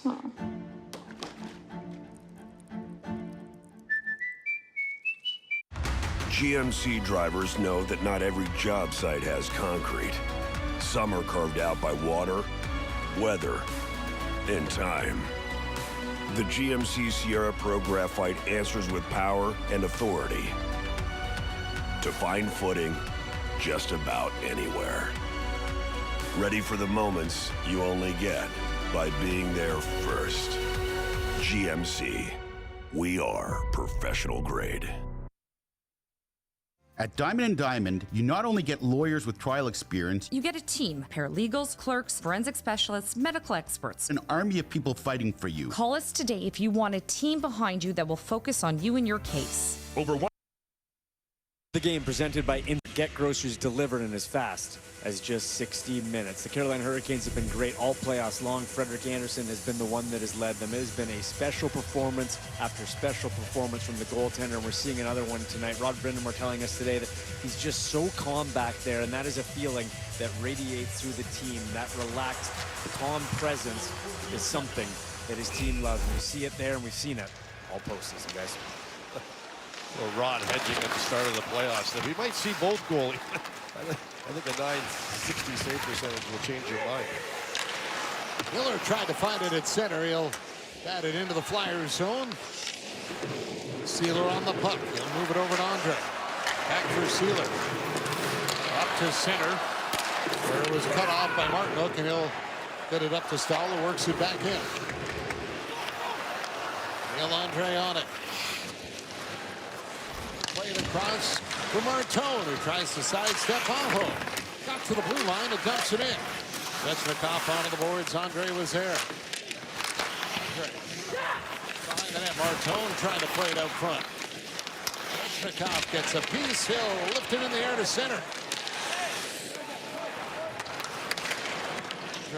Gets it back in. Slavin is on it.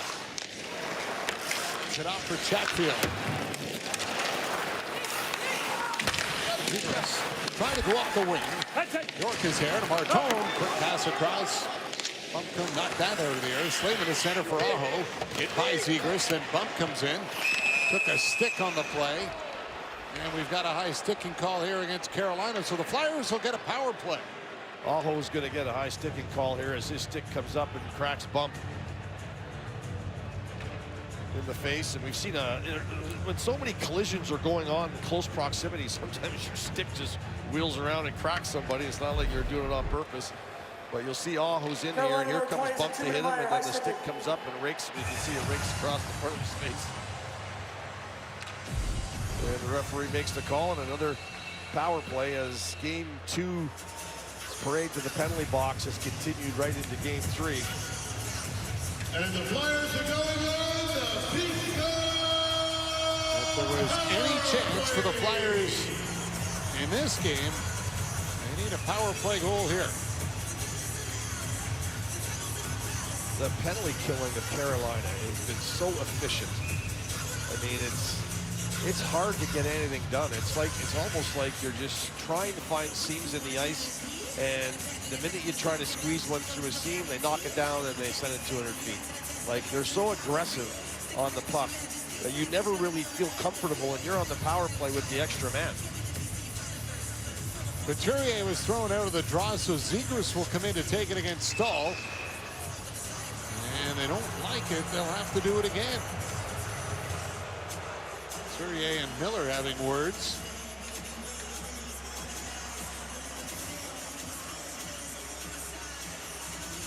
Zegras shakes off the arm here to get back in against Stahl. And he got it onto the boards. Couturier to the point. Drysdale over to Forster. Back for Drysdale with a shot tipped in front. Anderson to save. And the puck cleared to the line by Walker. Not out. Forster trying to hold it in. Following up was Couturier. He's got it. Back to the point. Drysdale over to Forster. Forster lost a handle on it. Martinook is on it. He'll lift it down the ice.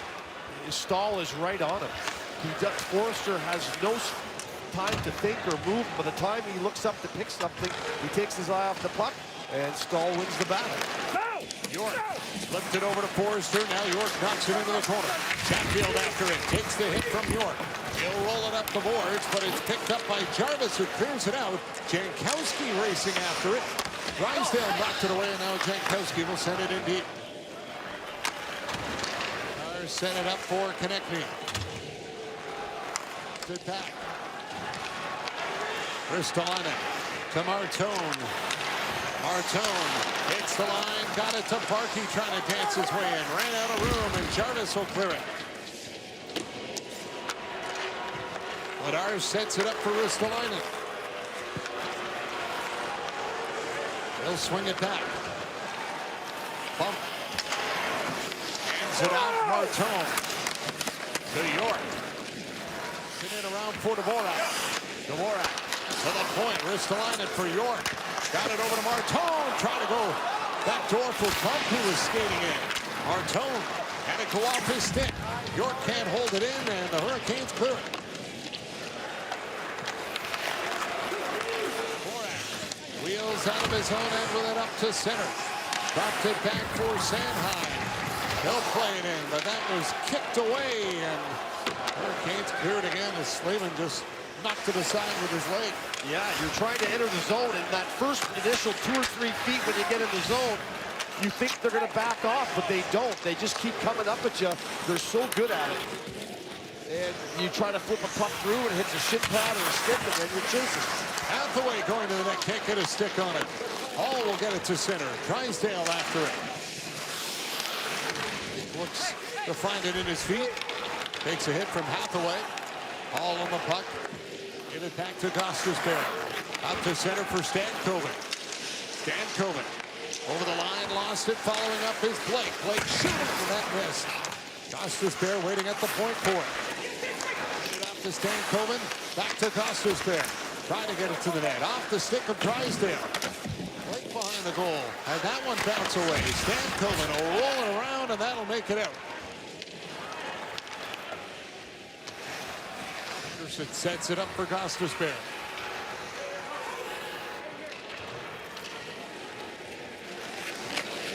Gostisbehere. Put it up onto the wing. Here comes Jankowski with it. Flipped it back for Carrier. Centered in front. Robinson with a great chance and a big stop by Vladar. Alex Bump to his own line. Gave it over to Andre. He'll hit the red line and dump it in. Anderson out of the net. And he'll play it. Bump gets in the way. Trying to knock it back down low for Secrets, but it's cleared away by Miller. Robinson will help it down the rest of the way into the Flyers zone with 4 minutes to go here in the third, and a 3-goal Carolina lead here in Game 3 as they look to extend their series lead to 3-0. Pass off the glass. Away. On the wing and into the corner. Jarvis takes the hit from Hathaway. Cleared back out. York is after it. Drysdale comes up with it. Played it up the middle. Grundstrom trying to find it. Attacked by Svechnikov. Drysdale hangs it out for Glendening. Grundstrom out to center. Chatfield had to go off his skate. Slavin for Martinook. He'll turn and dump it in. Had the stick broken in his hands as Vladar will leave it back behind the net. Wheeler. For connecting, but off the leg of Ehlers. Andre up for Couturier. Flipped into the Carolina zone, and Slavin will clear it right back out. Ehlers on the attack, has a look around to see who's with him. He'll skate it in, now turn back, played it over to Stahl. Stahl to the net, Vladar the same. Martinook in front, trying to get a piece of it. Forrester's there to put it off the glass, but jumping up with Slavin, and he'll keep it in. Neil Andre forced in the corner in his own end. Konechny up with it. Put out by Jankowski, but Konechny will get it back and he'll take it up ice. Konechny lifts it into the corner. Walker is there around the boards. Comes up for Robinson. Down the ice, back behind the net. We've got Miller going at it here with Konechny, and we're going to get some penalties as the two of them will latch on. Yeah, it's just it's really a lot of frustration that's boiling over. You know, we saw Ottawa go through a similar thing with Carolina, you know, where there are times in the games where you just feel like you get so frustrated because it doesn't stop. The pressure and the time and space is evaporating. Your season's evaporating. They say you're not in real trouble till you lose a game at home. Well, the Flyers are in real trouble. Anderson had gone back in the net. Vladar started up ice too, but the official said no after this slash here starts it all.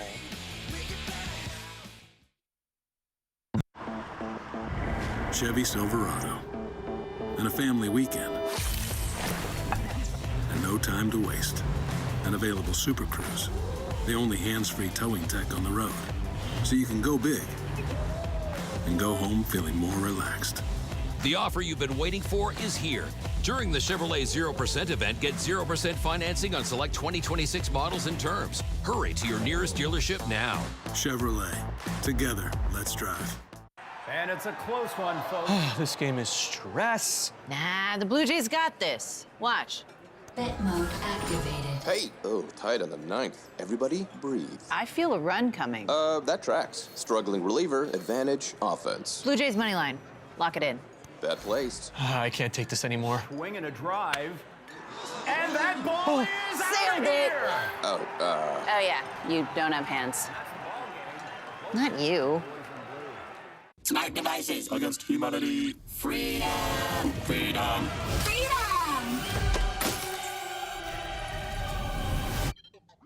Good thing we're with Bel Air Direct. So simple. With home claim forgiveness, your premium won't go up due to your first claim. It's Miller time. When the clock seems to slow down. And to appreciate it, Miller Lite's got great taste in all 90 calories. It's Miller time. Talk to Rod Brindamore about Jordan Staal. He cannot say enough good things. Neither can his teammates. I mean, this guy comes to play every night. He bleeds the colors. How about that goal to start it off? This beautiful pass shorthanded. He wins face-offs. He's physical. He just throws Couturier down. On the penalty kill, he clears pucks. He blocks shots. I mean, he is what embodies a Carolina Hurricane player and how they want their players to play. He took the challenge of Brady Tkachuk in game 1 of the first series, answered the bell there, and did pretty good. I mean, this team, I mean, they're the perfect example of an organization that has valuable amount of playoff experience and a ton of scar tissue. You know, I mean, this team has gone, played, and lost, and have felt the losses, and through the failures, they've, you know, they're learning how to win, and it's really obvious to see. I mean, they are wired into play one way and only one way, and boy, do they frustrate their opponents to no end. The extra penalty ends up going to the Flyers, so it will be a Carolina power play here coming up. Meanwhile, don't forget the Canadian second round series continues in Buffalo. Coverage starts tomorrow at 6:30 Eastern, 3:30 Pacific, only on Sportsnet. I mean, Bart, we talk about it, you know, the days between the games and whatever. I mean, this team stays in the present. They don't think what's happened. They don't think ahead. They're very even keel. They're hardened physically, mentally. I mean, they're just a real hard team to play against, period. And they are on their way to winning their 7th consecutive game in the 2026 playoffs.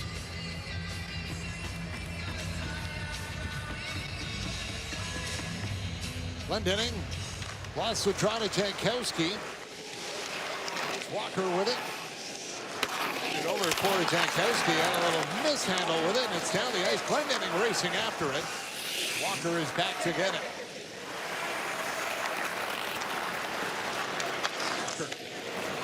Onto the wing as Martinuk will dump it in.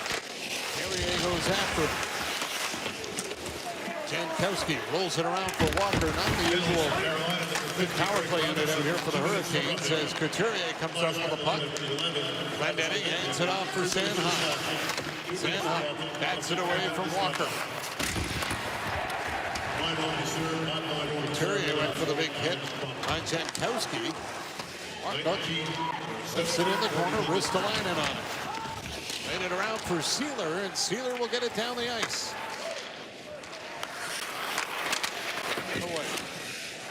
Out from the corner with it. Dropped it back. Sealer fires off the stick of Forster in front. Nikishin will play it off to Ehlers. And Ehlers will slow things down.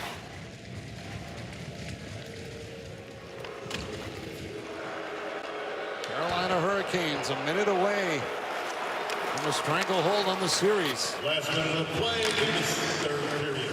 And the amount that they have not just won so far here, but led almost every single game. Well, you come in here on the road, Barts, in a very hostile environment, and the Flyers had their best period of the series in the first period.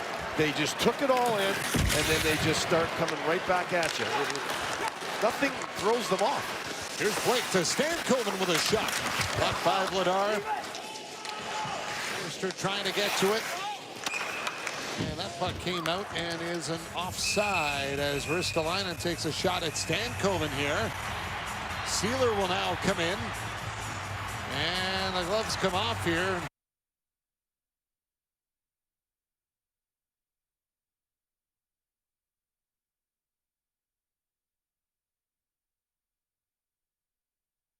Fires off the stick of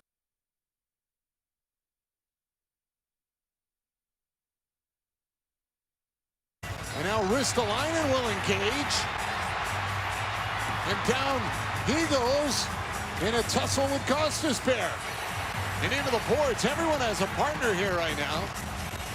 Also have to be careful. Some fans are starting to throw the wristbands onto the ice, and they're white on the ice, which can be a dangerous thing if players don't see that and step on them as well. Well, a big mismatch, Sealer and Stankoven. That is a big mismatch.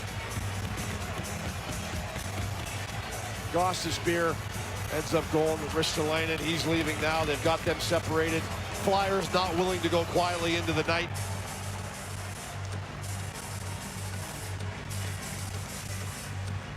And the Stankoven line on the ice here will take the brunt of the frustration and the hostilities of the Flyers, who were hoping this was going to be their night to get back into the series. And it has just not gone their way. And it really fell apart on a power play faceoff in the offensive zone, where they got a shorthanded goal scored on them.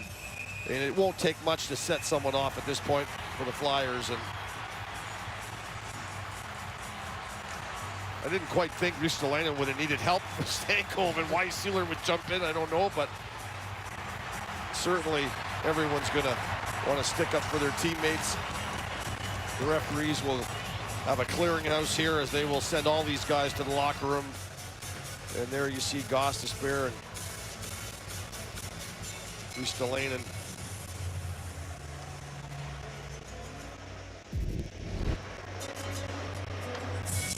So a lot to sort out here. Meanwhile, Jankowski and Stahl were just taking a slow skate around the ice to find any bracelets that were on the ice, picking them up, clearing them away out of danger here. It'll be the first time in this town, in this building, that fans got into a little trouble for throwing a promotional event onto the ice. Here's the penalties. Philadelphia penalty, number 19, number 55, and number 24, 2 minutes for roughing.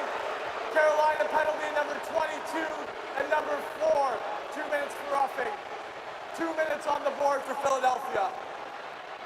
So it'll be a very short 5-on-3 power play for Carolina. I think you got to be careful who you select to put on the ice if you're Rod Brind'Amour. And these would be the group of guys you would think, guys that are able to handle themselves a little bit. You don't want anyone getting taken advantage of at this juncture of a 4-1 hockey game with 25 seconds to go.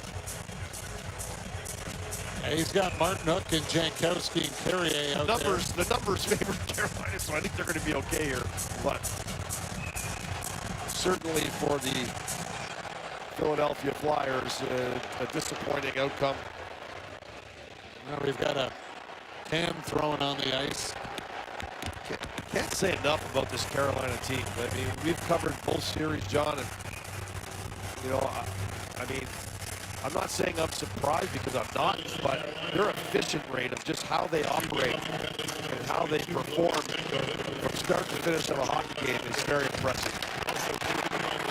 In the corner there by Couturier. Now he'll fall down on the puck. Jankowski in there. Puck will come free and it's flipped out. And the Carolina Hurricanes come into Philadelphia and will win game 3 by 3 goals to take the 3-0 series lead and remain perfect in the playoffs. Well, Anderson continues his torrid pace of allowing 2 goals or less. A 1 goals against average. I mean, how hard is it to come in against a guy that you got to